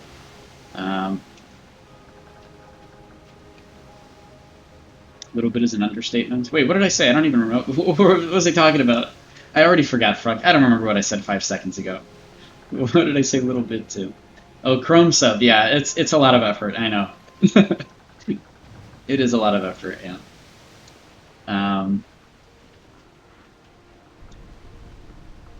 You have to get 200 scraps, essentially, and getting the scraps is RNG, and finding the frickin' things underwater is RNG, and...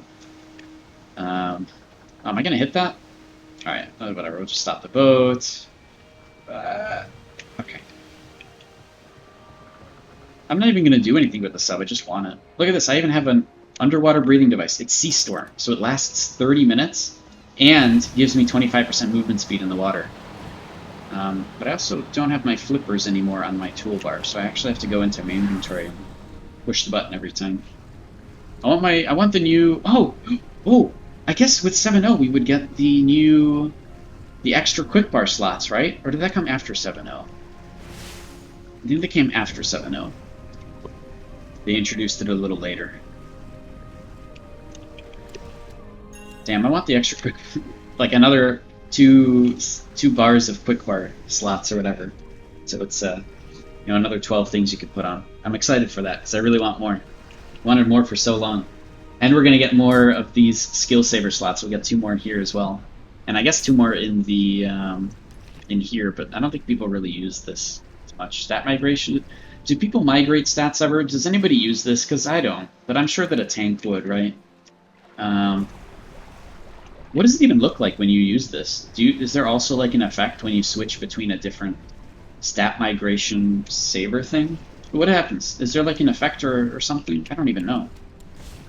Oh, nice, I got one. Oh, stam migration for bosses, that's good, yeah. Yeah, stam migration would be the only thing I'm thinking of.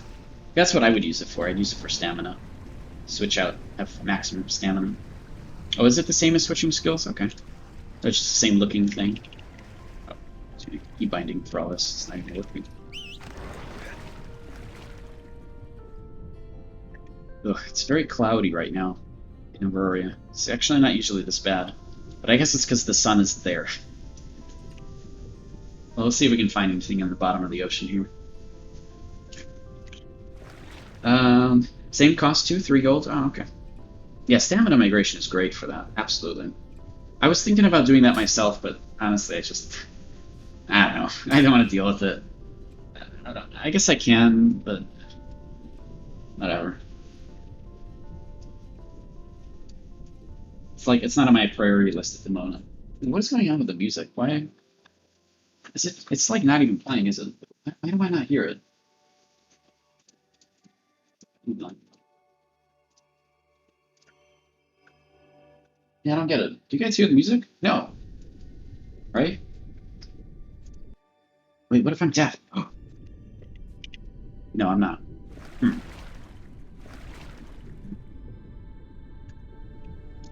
What happened? We can just try to restart it, I guess. So I want something playing in the background. That's how I usually play video games anyways. Alright, load this up. Background music. It is playing in the background, what? Oh, it's just really, really quiet. Alright. Well, whatever.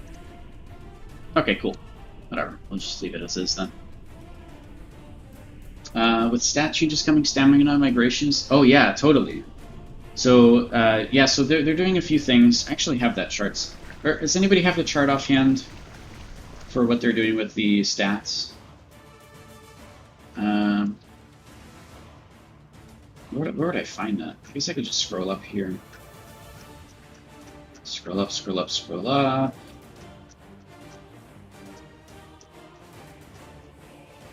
This is gonna take forever.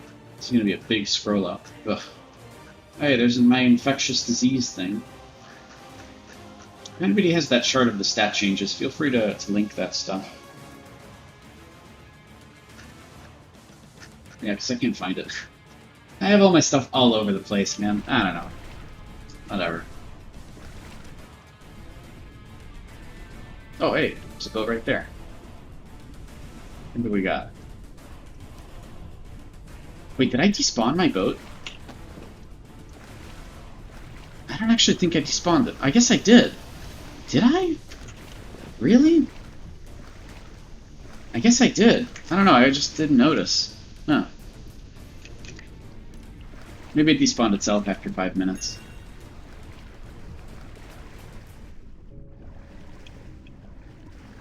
Alright. So yeah, they're essentially making it so that as you get more stats, like more strength and more agility, up to like the point of 2000, it really curves off, and the benefits that you get for those stats become less and less as you gain more of them. And so for this reason, there's actually a lot of reasons to not get 2000 strength or 2000 agility or 2000 intelligence, but actually to migrate a lot of those stats into stamina, and people in general will have more health pools, which is awesome. So I'm very much looking forward for that patch. Personally, I am going to be actually migrating all of this spirit that I have into agility. And so, because I want the focus that you get from agility as well. And then I might just, like if I want to migrate some strength over to stamina, I'm probably just going to do it from my armor. And instead, like on my chest piece, instead of 247 strength, it'll be 247 stamina. I'll try to do that instead. And at least that way I think, you know, I can continue using stat migration for like the base stats and then just use my armor, micromanage my armor for the additional stamina bonus. If I even decide to go that route, which I think I will, you know, depending on the numbers and values at a very, very high strength, I don't think I need it. So I'll go for a little bit more stamina. Any leaks on the next arc pass? I haven't heard anything. I think anytime I hear something, you guys do immediately. So it's all I can tell you is what you guys already know. That it's going to be out, what, the 7th or the 10th, I think, of October? Yeah, so in the new combat stat stuff, which, again, if anybody has that on hand, can you guys link it in chat? Yeah, agility and strength give focus, but they don't give... Like, there's no more parry and evasion rate from here. It's all gone. No more parry evasion. Totally gone. And the crit rate reduces over time as well. So at 1000 strength, you actually get more crit rate for melee. But at 2000 strength, you actually get 15% less than you would. So it curves off really, really nicely, but at the end game, you get a lot less crit. I like it. I actually like the system a lot better. And from pretty much everybody in Korea is pretty much saying the same thing, that after all those changes, the game does feel more balanced. But everybody still makes fun of how ridiculous Swiftblade and Malediction, because they are still pretty OP in terms of like damage output and such, right? What's all this? It's all nothing. Alright. More Volt Stone shards that I don't need. But yeah, the Arc Pass is still 3 weeks away, right? So I don't think they're going to be teasing anything until like the day before, like they did last time on Discord. Who knows? Maybe because like Japan is getting 7-0 on October 7th. So I don't know. Maybe what is it? When are we supposed to get the Arc Pass? We're supposed to get it. Oh, October 15th. Hey, maybe that could be our release time for 7-0. It could, right? And then, like, the next Arc Pass is also released with 7.0 and probably has some other new stuff in it. I wouldn't be surprised, honestly. I really wouldn't. I really do think that they're going to probably delay, if anything, so we wouldn't actually get that at the same time. It's very risky for them to coincide the Arc Pass with 7.0 content. So they probably wouldn't do that, because that's way too risky. I don't know. We'll see what ends up happening. What do I know? Literally, I know as much as you guys do. I'm just basing theories based off of historical evidence, alright? Because I've played the game for a long time. I've seen how things work. That's as much as anybody can do, right? And does nobody have that chart, though? Alright, let me look for it, then. Let me look for the chart. Nobody has it on hand. I have to look for things now. I know that they were in one of D-Payne's articles, so I could probably just find it right from there. It's probably in one of these summer updates. Let's see. It's not in that summer update. Let's keep going here. Summer update part 2. Oop, keeps going to the wrong monitor.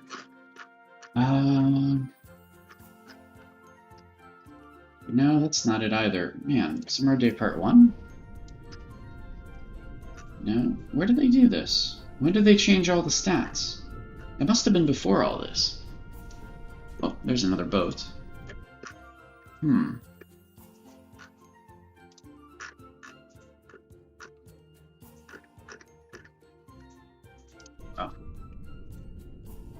I don't know where the... Oh, maybe it's this one. When they introduced Main and Glen, I think. Aha! Found it. Alright, so that is the table. I'll show it off on stream in a second here. I just want to check around this boat for, Okay, nothing. Okay. Alright, so let me pull that off. It's very easy for me to do that. So I have a bunch of things. Okay, some became less easy. Cool. Alright, there we go. Enter. Now it's on screen. Alright, so these are the stat changes in the game that are coming, okay? Essentially, they're just showing here the difference between 1,000 and 2,000 of a particular stat and what that kind of looks like, what the curve sort of looks like. For example, it's very obvious you can see that at 1,000 strength before, you'd get 27% crit rate, right? And then after this patch, you actually get 33, so you actually get more crit rate earlier.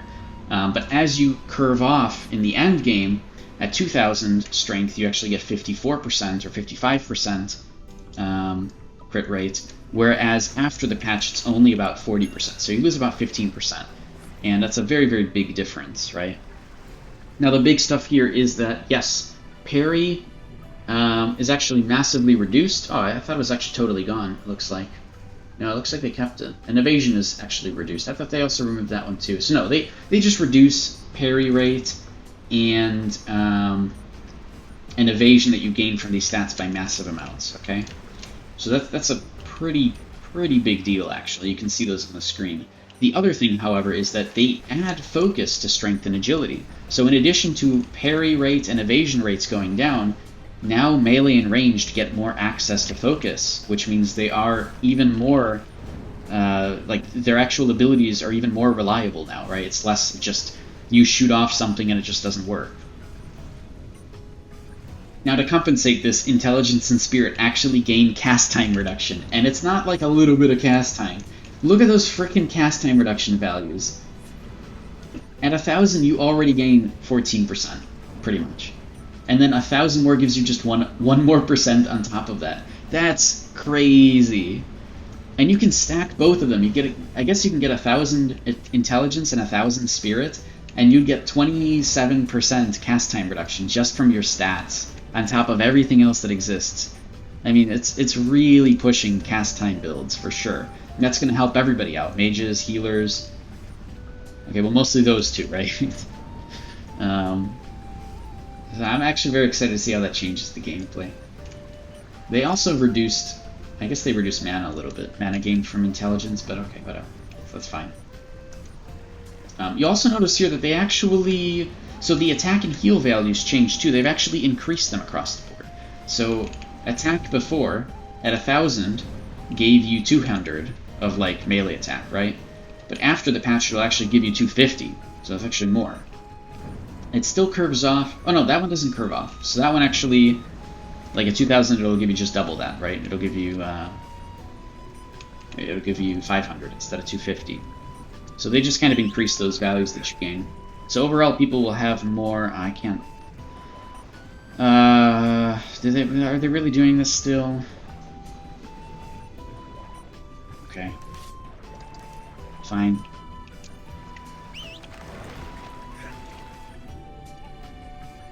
No, but anyway, yeah. So the on-screen stuff, hopefully, there makes sense. If you guys have any questions about it, feel free to shout out your questions.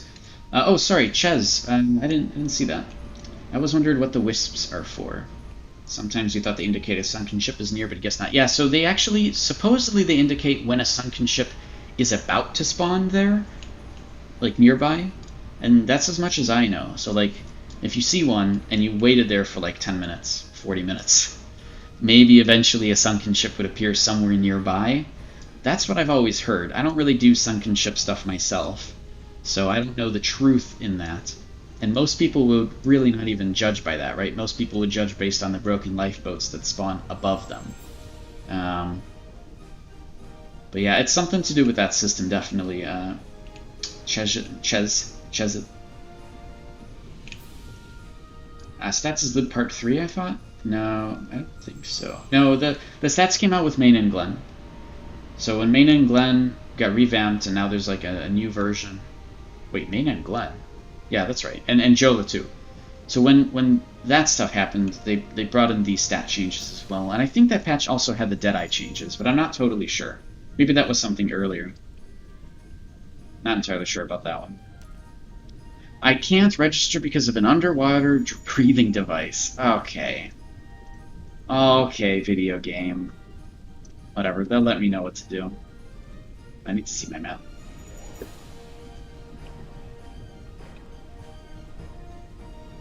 See, like there's one right now. So eventually this thing is going to go away and there's going to be a sunken ship somewhere nearby.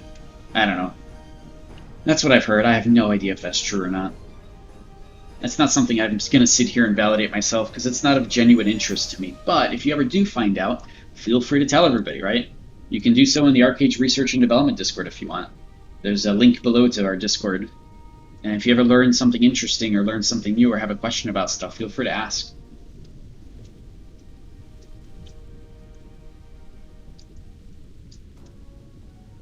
Stats and Archer changes are in the same patch? Sweet. Okay, that's good then. I really want those changes, dude. I want archery to feel good. I want archers to actually enjoy their lives. Is that too much to ask? Yeah, apparently, because it's taken like 6 or 7 years for that to become a thing.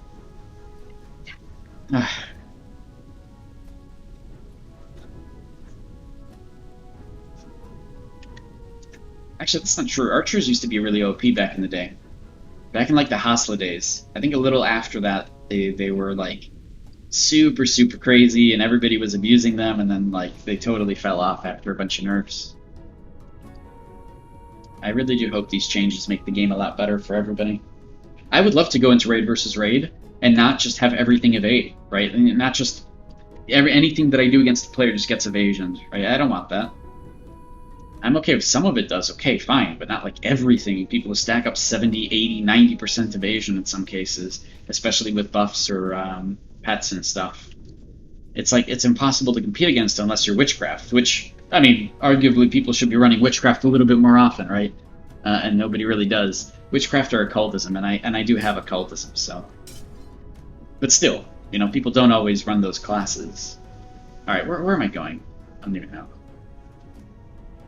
I'm just going wherever. I don't really have a map for these. I really should make one, but I'm a little bit too lazy for that. Because I can make a map really easily. I just go to a spot, I use the sextant to find a location, and then I just type this into an address thing, and then map it on a screen, right? I have that Excel sheet. I could do that. But I'm not going to. I really need to, though, man. I just gotta, I gotta man up and do that at some point. I'm sure somebody already made one, to be honest, but I don't want to look it up. I'm just hanging out. This is what I do. If I'm gonna AFK or pay attention to something else, I'll be underwater and I'm looking around for these underwater chests. If you guys have any, I can take this away, right? If you guys have any questions about Archeage things, or you want to theorycraft builds, or you want to talk about different proficiencies or whatever, this is a really good time to ask those questions. Again, it's a shorter stream today just because I wanted to do something on a Friday. I'm going to be busy later, so I may as well just, you know, talk to you guys, answer questions and such.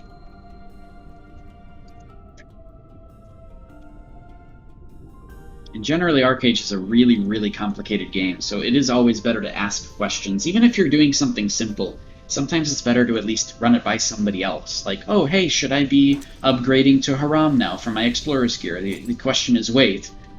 The actual answer is wait, hold on, make sure your stats are good and this and that. There's ways to, you know, fix it or whatever. Like, even the simplest things sometimes, you may want to just run by other people. Did I see the recent patch about the boss gear? I did, yeah. So well, it's not a recent patch, actually. It's a patch that's coming up, I think, in a few days in Korea. And, oh wow, this one's 3. Cool. Oh, 4th, there's another one over there. Oh no, that's just a shadow. But I did see that, yeah, so they're actually, oh, there's 4 here. They actually are buffing endgame world boss equipment to do even more damage, and they're buffing two-handed equipment, which is great. I actually do think that's necessary, but only because of later changes and such. We haven't really gotten those yet. So yeah, those are really cool. I don't think it's a good thing though.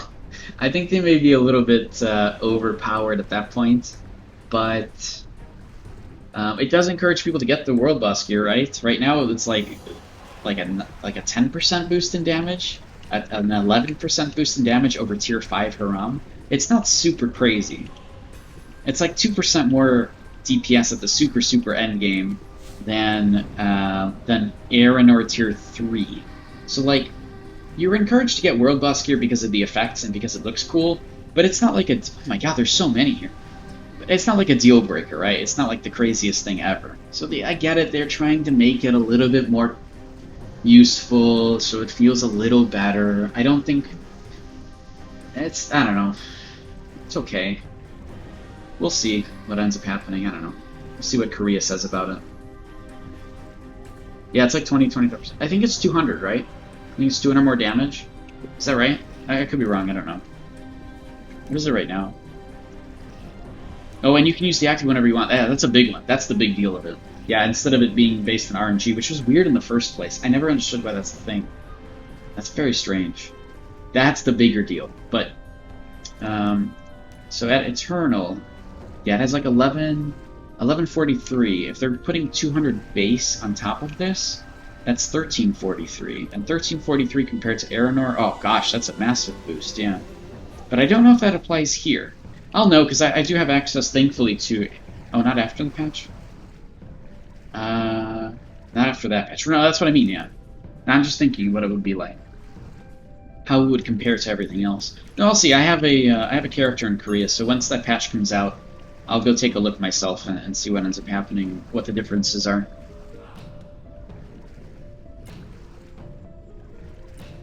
Yeah, two-hander is crazy. Oh my god, yeah. This two-handed weapon would be insane. The Nodachi? Yeah, something like that, right? That's crazy. But they really want people to get these weapons, which... I don't know. I think it's a little bit much.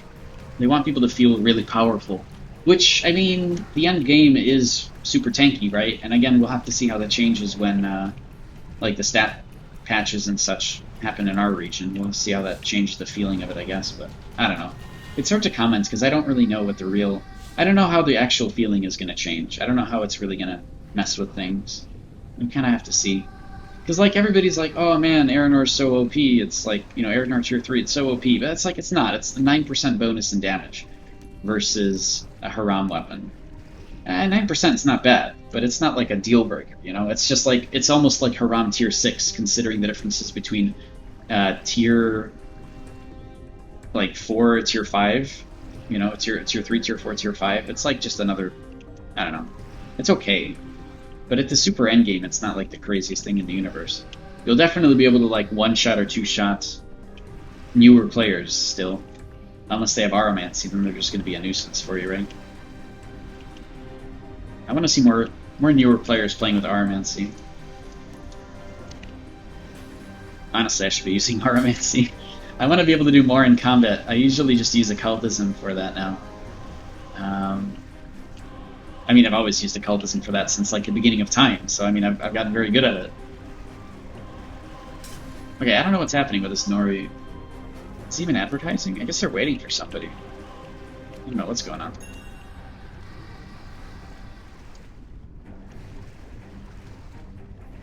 I can't believe there's so many in one spot.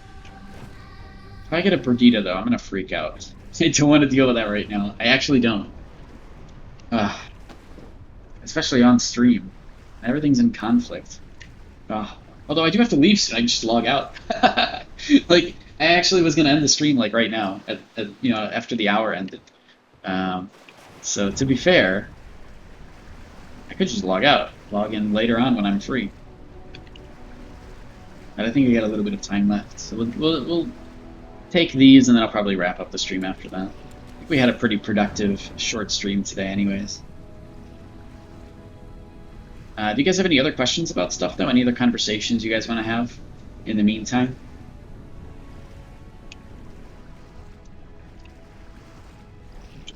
Wait, I have the Disciples bow skin. Oh.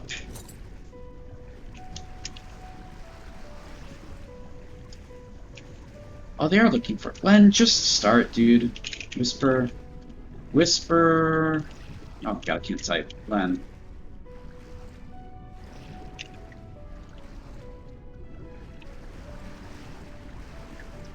Just want to go with 4. Can you do what you're doing with the Clipper? Yeah, totally. Well, I mean, I'm mostly doing the. I'm using this underwater breathing device to keep myself down here for longer. But yeah. You don't need a boat at all. I don't have a boat, period. Right?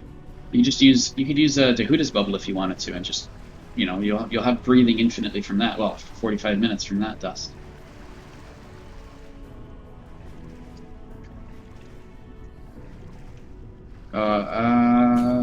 Yeah, maybe.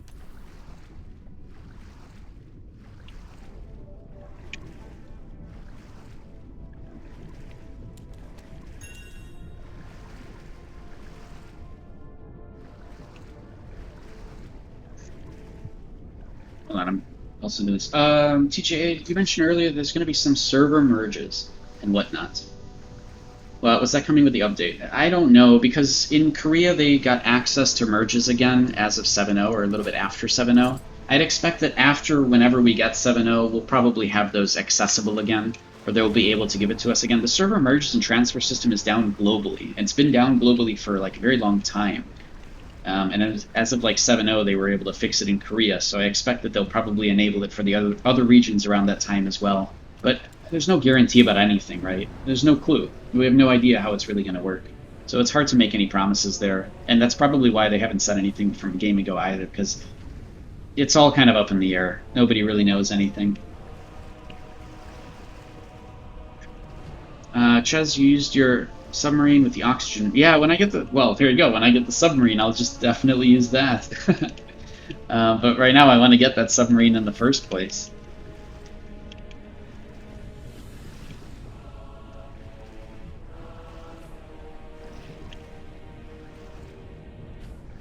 There is a portable underwater breathing device. So there is a secret quests in this game, a bunch of them. You have to find them underwater. And you can learn more about the underwater breathing device, the UBA equipment, online, I'm sure. You know, there's a bunch of guides about it. But it gives you a 10-minute underwater breathing device. You can just right-click, and it just goes on your back. Done. It lasts for 10 minutes, and it's got a 20-minute cooldown. This one, is actually rechargeable around Dahuda.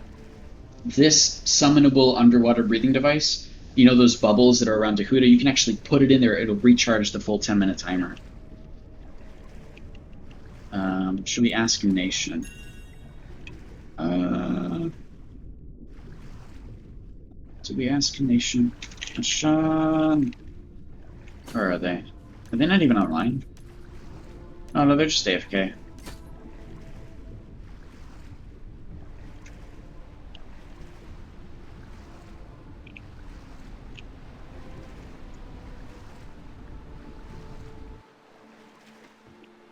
I guess we're trying to take a 5th, because we can run it with 4 people and get to 45, but we may as well take a 5th person just to give somebody a free Noryette challenge, right?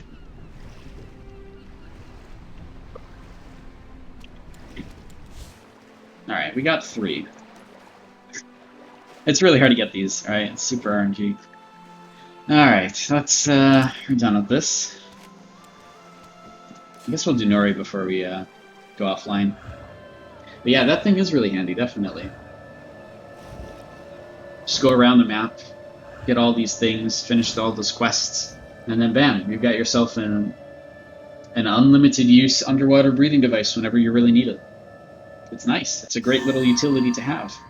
And a lot of people don't even know that those quests exist. They don't even know that's a thing. It goes to show how much an Archeage is still very much undocumented or just unknown by the general player base. Fox's friend is logic. Oh, let's open these, right? I don't think these are worth opening, though, right? I don't think they can give you... There's like 2 things they can give you that are really, really good. And the chances of getting them are so low.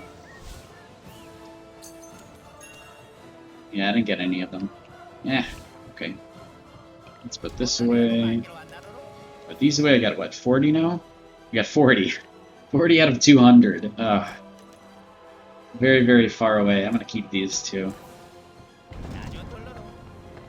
It's not hard if you take one of the other people. It's only killing a few mini-bosses. Yeah, it is actually really easy. You just have to know the location of all the places. And there's guides online for it all.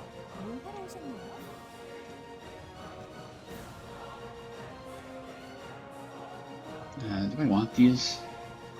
Hey, Valak! Oh my god, it's been so long since I've heard from you. How's everything going? Alright, done. Getting rid of all that stuff. Alright, let's go. I want to do Nori.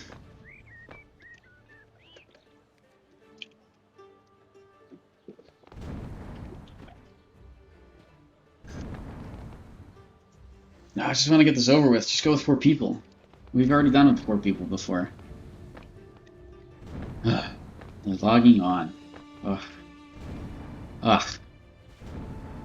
Did I do this today? I did.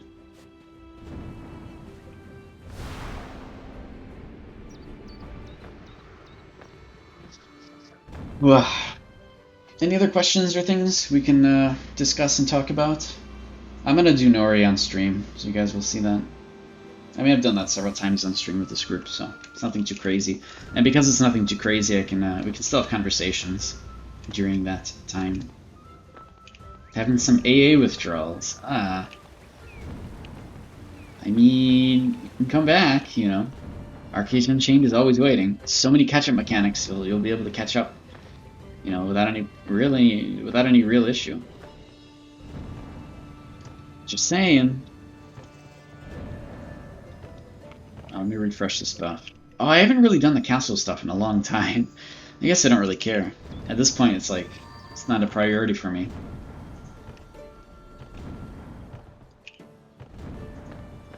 Okay, we got somebody. Where is it? Oh, look at this freeloader. Wait, it's not a freeloader at all. Okay. It's from Denistrius. What? Oh, it filled. Okay. You know, we've actually found it tougher to get up to level 45 when we had 5 people. When we had 4 people, it actually is faster to get up to level 45 for us with the way that we do it. We literally have 2 archers as DPS and me as a puller. When we have to introduce somebody else, it's actually tougher usually. Because either they don't listen, or they're not paying attention, or whatever. Al might be AFK. Oh, that's okay, then they just won't press accept. Is there any move in Swiftblade that will let you avoid fall damage when jumping off a glider? Yes. But it's a little glitchy right now, and I hope they fix it soon. But it is Blade Blast, technically. So this skill helps you reduce fall damage. So you see how that brought me back up into the sky? It did reset physics there. Before it broke, it would just send you straight forward, which is essentially the same as drop back. Right now it's kind of broken, it sends you up into the sky. So it's a little bit weird and wonky, but it does work for that reason, yes. So Blade Blast would be the one there. Blade Flurry you'd think could work too, because it teleports you forward, but actually it's totally broken, and you would never do that, because if you use Blade Blast Teleport while you're in the air, it will move you forward, but it will also calculate fall damage as if you just fell from that point, and then you'll fall again and take more fall damage. So don't use Blade Flurry in the air. You're going to have a very bad time. But Blade Blast kind of works. Oh no, all my UI reset. No! Oh, man. You gotta... Oh, God, everything. I hate this. Okay, and I can't... Okay, well, that's gonna piss me off later. That's fine.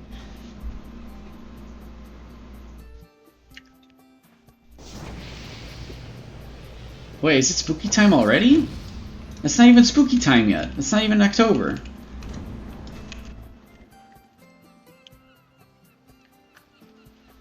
Alright. Are my gems +6? No, most of them are not. I think I only got these ones up to +6, the crit rate ones. But I haven't gotten everything else yet, because I don't really need to quite yet. I I don't even know what I would prioritize, honestly. So not quite yet. I did hear that West killed... hey, Bobski. Hello. I did hear that West killed Levy on Stena, yes. I'm definitely in the loop on that one, so congrats. I hear there's not very much competition anymore. So, you know, that's the thing. Or is it East that's like super OP? I don't remember. Which one's the one that's not playing that much? West or East? Gone. I'm busy talking to chat, Len. Get out of here. You want me to do things that I don't want to do, so now you have to deal with it.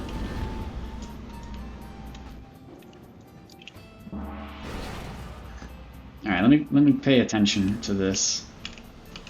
Yeah, they're doing it a little bit early.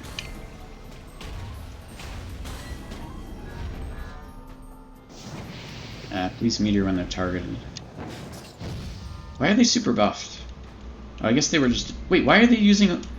Wait, I'm so confused. Why do they pop toughness for this? Look, they pop toughness. Do they not know how... They're 18,000 gear score and they pop toughness for a PvE event. And loot drop rate. Hello? Am I missing something?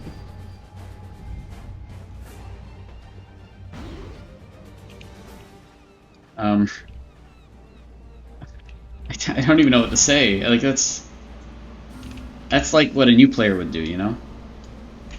It's kind of embarrassing, I would say. Maybe he was farming? No, the timer's 27 minutes. Like, he just joined. And he used them, like, 3 minutes ago, right? I mean, he could have been and then, like, decided not to do that instead. Right? That's possible. But that's so weird. Is that weird? That seems so weird to me.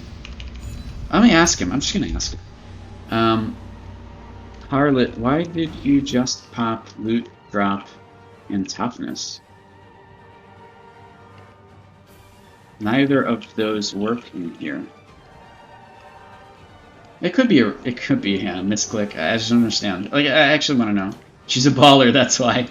Okay. But they might be typing. It could be. That's a weird misclick to click all these. I don't know. Okay, well, that's good enough for me. Okay. Alright, at least resilience. I have 500 of them, question mark. You have 500 of this... You do not have 500 of those. 500 of them. Just because you have 500 loot pops doesn't mean you have to pop them in a time when it doesn't make any sense. And they pop this 40 gold pot too, the toughness one. I don't understand, but I guess... that's... Oh, it's moderately embarrassing, alright? I'm just saying. Okay, I don't know what to say. For somebody with that much gear to... It doesn't make any sense for me. But, okay, whatever. It's fine. Craft alts for the win, okay. Alright. I don't know what to tell you, man.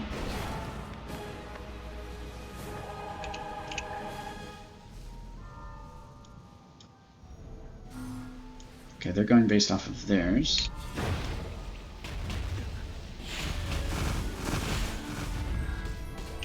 Okay, I'm just gonna make sure it can't heal. Alright, where's the other one? There it is. Hello.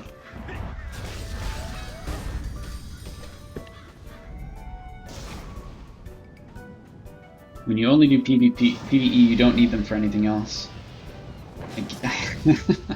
A toughness? You can choose. When you use that pot, you can choose either resilience or toughness, and they chose the one not for PvE. Like, you know, I don't get it, man.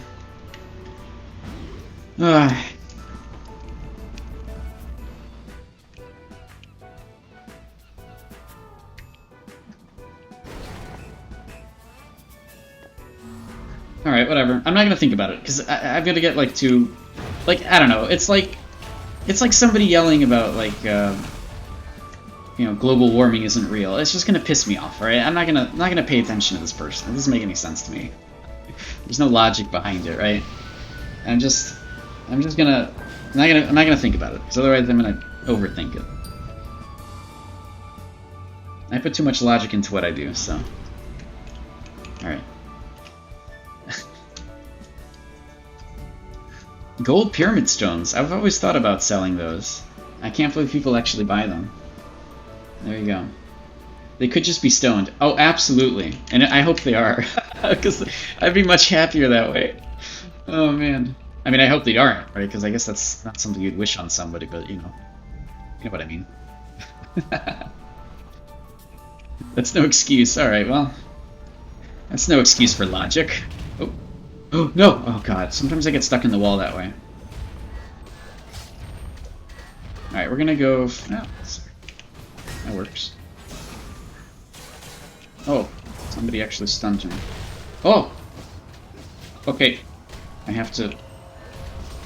I have Absorb Life Force on him, so even if he counter-strikes, he's not going to heal off of it, so it's okay. Let's see. Now this guy, on the other hand, oh man, what a baller. Look at this thing. Okay, no, it's good now.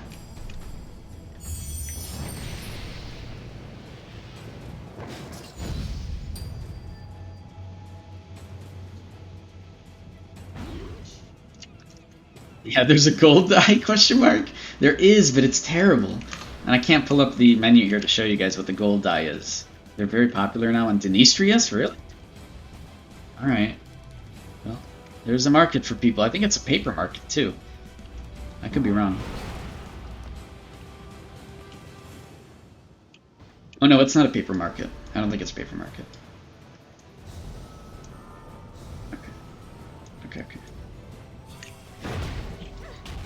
Alright, RNG round. Oh! And everybody's dead. Come on! Everybody died. Alright, I'm not gonna be able to survive this, so I'll just take weapons off. Just kill me. Took my weapons off already.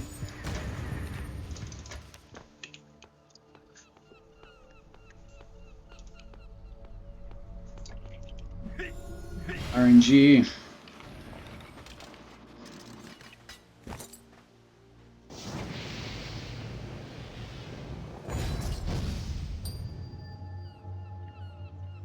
I don't think people know about the market for the golden dice. I don't think they're that good either. They just guarantee a high roll and they give you some extra stuff, but it's not like... For the cost, it's like... I don't know, it's ridiculous to me.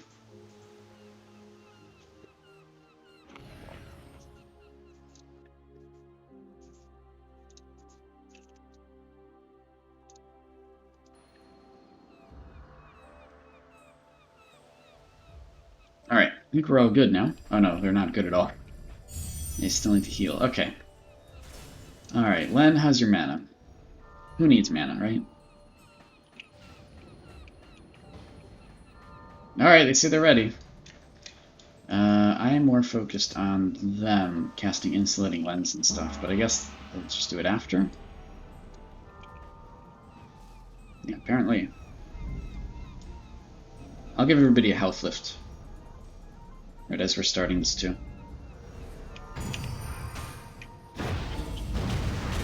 Uh-oh, I got CC'd. Okay, we're good, we're good. As long as nobody dies right now. Okay. And somebody died right now.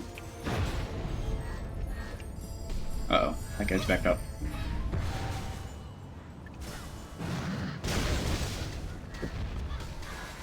Okay. Hey, we did it, I think. No. Okay, they took care of that. I think we're almost there. I don't know why we're having such a hard time. Come on, we need all of them. Okay, that's not good. 5, 4... I can't even get there! No! Man, I feel like we killed them all at the same time, though. There's one over here that has maximum health. That guy's gonna explode.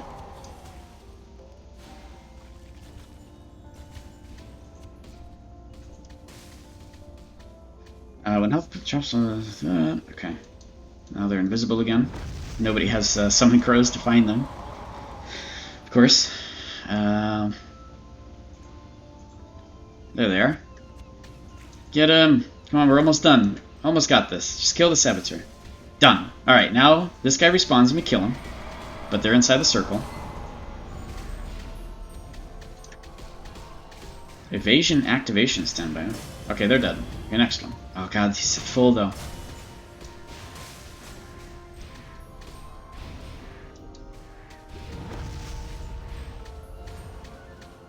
Oh, I have to move this a little bit. My UI reset earlier because I switched out of full screen mode and now I have to slowly readjust everything back to normal, which is always a pain.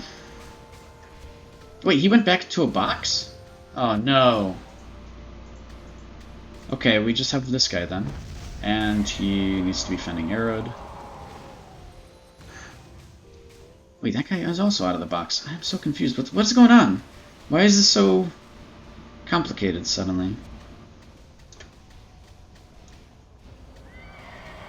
Okay.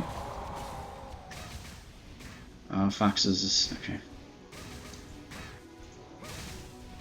Oh no, that one's out of the box too. Oh my god.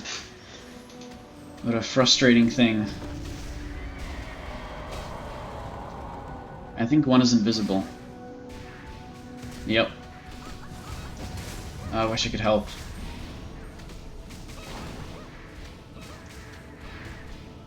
Come on. Get him out of there, yeah. Get him. Why are they... okay, there. Kill this one. Do it. Yeah. Okay, next one. Yeah, we did it. Oh my god, but Foxes is dead. No! Come on, no! There's two! I think they res somebody. Oh, we're good, we're good. Oh my god.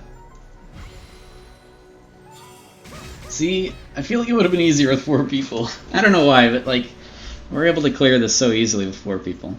No idea why. Maybe it's silence with the concussive arrow thing. I think they have res. Yeah, because the res is nicer.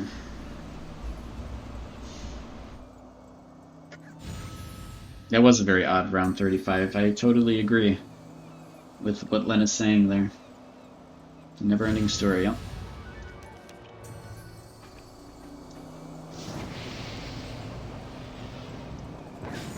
It's a good thing they had loot drop, though. I'm not gonna think about it. I'm gonna go back into this. I don't want to think about it.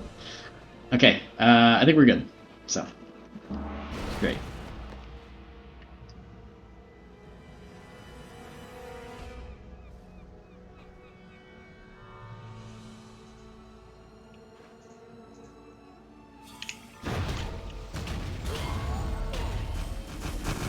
Uh-oh.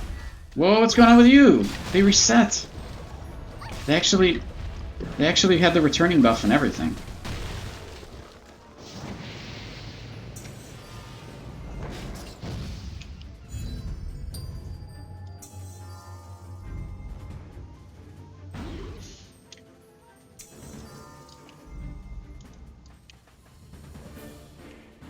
That's been about 30 seconds.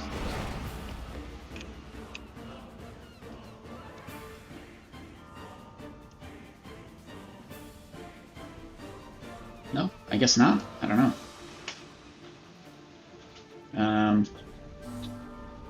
Okay. One of them popped out.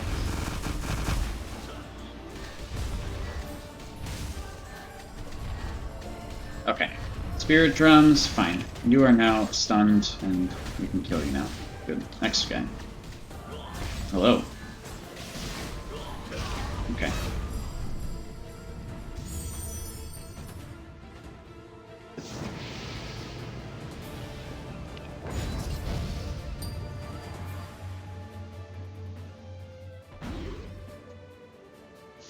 Alright, good. Yeah, I think they're ready.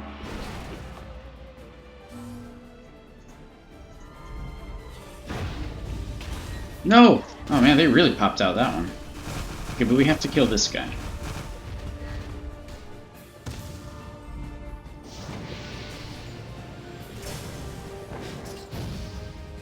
Alright, I have a little bit on Meditate, so I'll wait for that. Meditate will help reset the cooldowns and everything else. At least by a significant portion. And I still got 7 seconds on my last thing.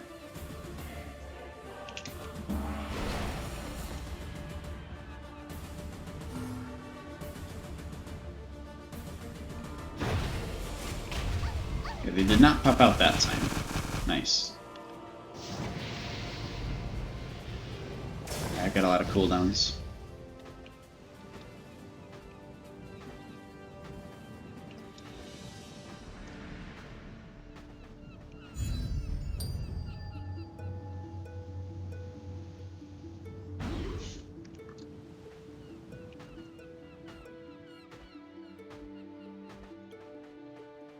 Alright, I think we're good. Yeah, I think we're good. Oh, they're just typing. Oh my god, everybody's typing. Alright. Alright, Bellstrom. I really should do a lore thing around Bellstrom and Lionhead Library, and oh, they're all dead. Oh my god. No, I don't even want to. Nope, I'm not dealing with that.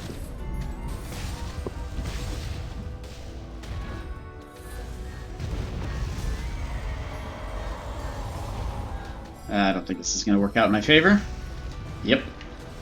Not so much. We'll just have to do this again.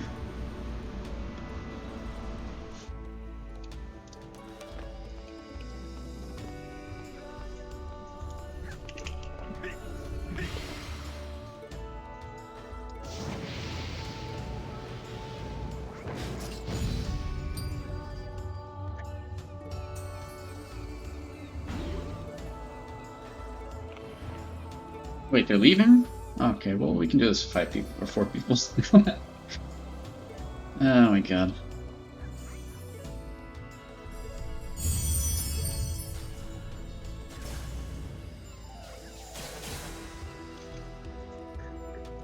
Alright, cool. They're ready, okay. What do you get for 45 compared to 30? So you actually get a shard. You get an abyssal shard, and 5 of them will give you a Lunafrost you can put on library gear. I'll give you a random Lunafrost though, so it might not even be the one you want, and so that's why you kind of have to farm them up and try to get the Lunafrost that you actually want. Nope, I'm not letting you do that. Get out of here. I need to pull you out of that. Oh, I guess not. Ah, pull you out of that for sure. Oh boy. Okay.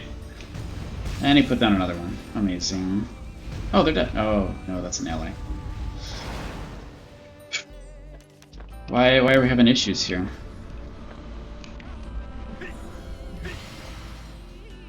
Rundown of what Lunafrosts I use. I think everything I use is pretty standard except for my fist. And my fist I have crit rate instead of the crit damage one since I'm a defense pen build.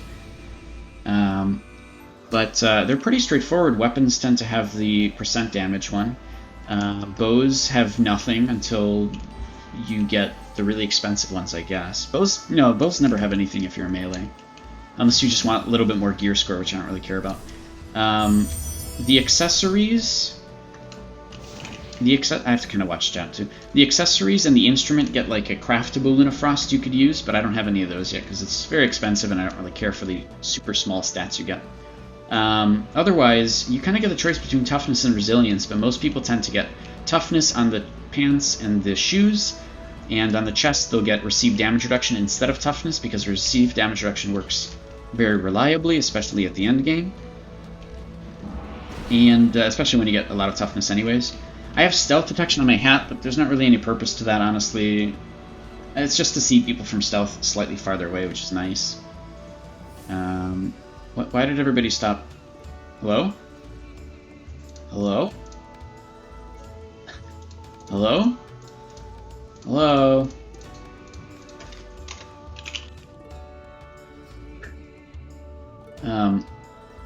And then otherwise I have strength on my guards and my belt. I just have just pure strength on those.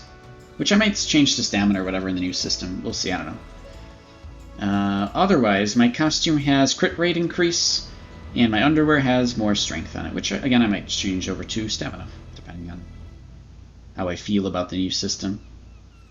Okay, they're back.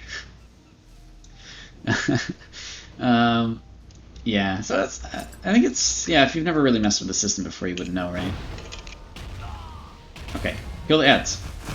Go, go, go, go. Kill the ads. Oh my god. Why are we having so many issues with this? Install time bomb. No. We're just gonna kill you, alright? That's how this is gonna go. Counter-strike mode. Oh god, no, they're gonna heal themselves. No!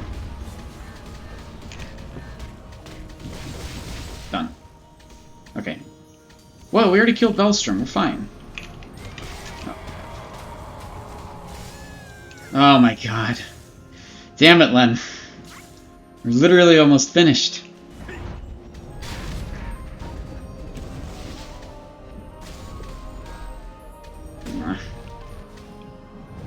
I don't have the DPS for this.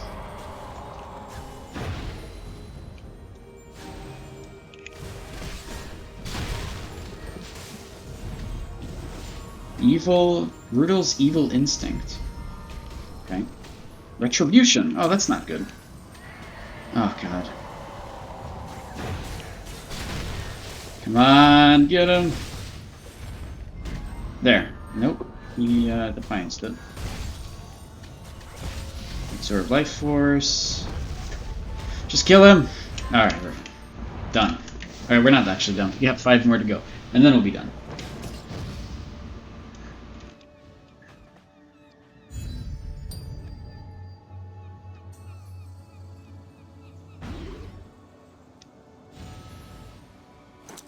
Yeah, so for Lunafrost, I think that's pretty much standard. If you're defense penetration build, you have the option for crit rate in your gloves. Crit builds would go for the crit damage in gloves. And that's all this is describing melee, but I think it pretty much applies to any... Yeah, it pretty much applies to everybody the same way. Alright. These are just mobs, so this shouldn't be too much of an issue.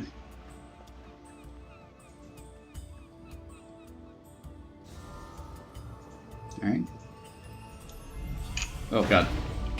Actually, okay, it doesn't matter. Kinda missed my timing there a little bit.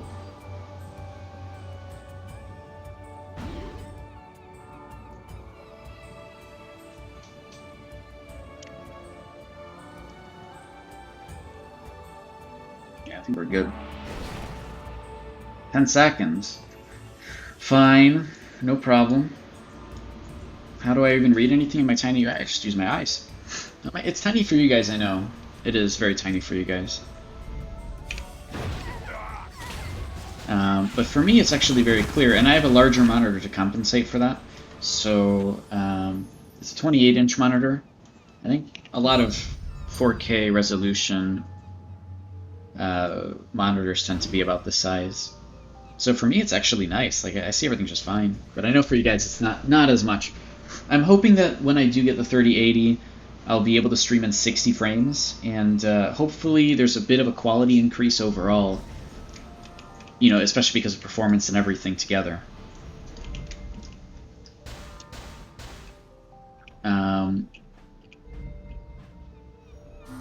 And so that will make it a bit easier for you guys to see everything.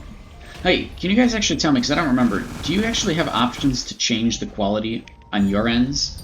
Like down to 720p or down to 480 or down to 320? Do you guys have those options? I believe that's partner only. You guys only can view my stream in whatever I'm streaming as. I don't remember how that works. I think affiliates get those options on their streams.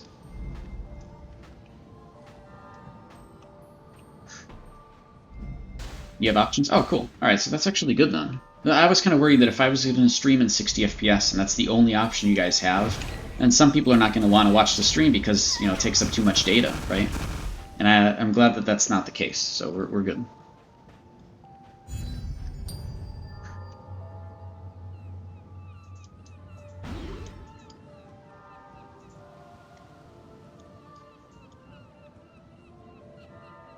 Alright, 15 seconds. We'll wait. No problem.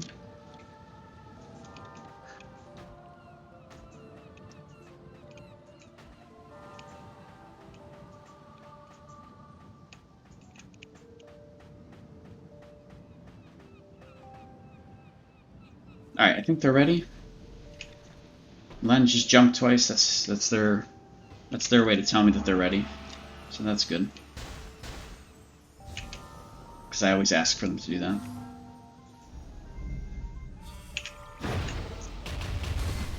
Alright. Nice. Alright, so they are immune at the moment. Use this time to use Death's Vengeance again. I could have actually stopped that sprouting bit from happening. Oh, he's already healing. Wow.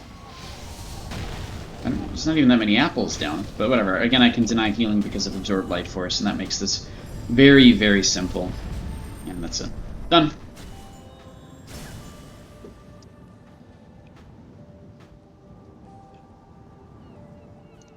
Alright.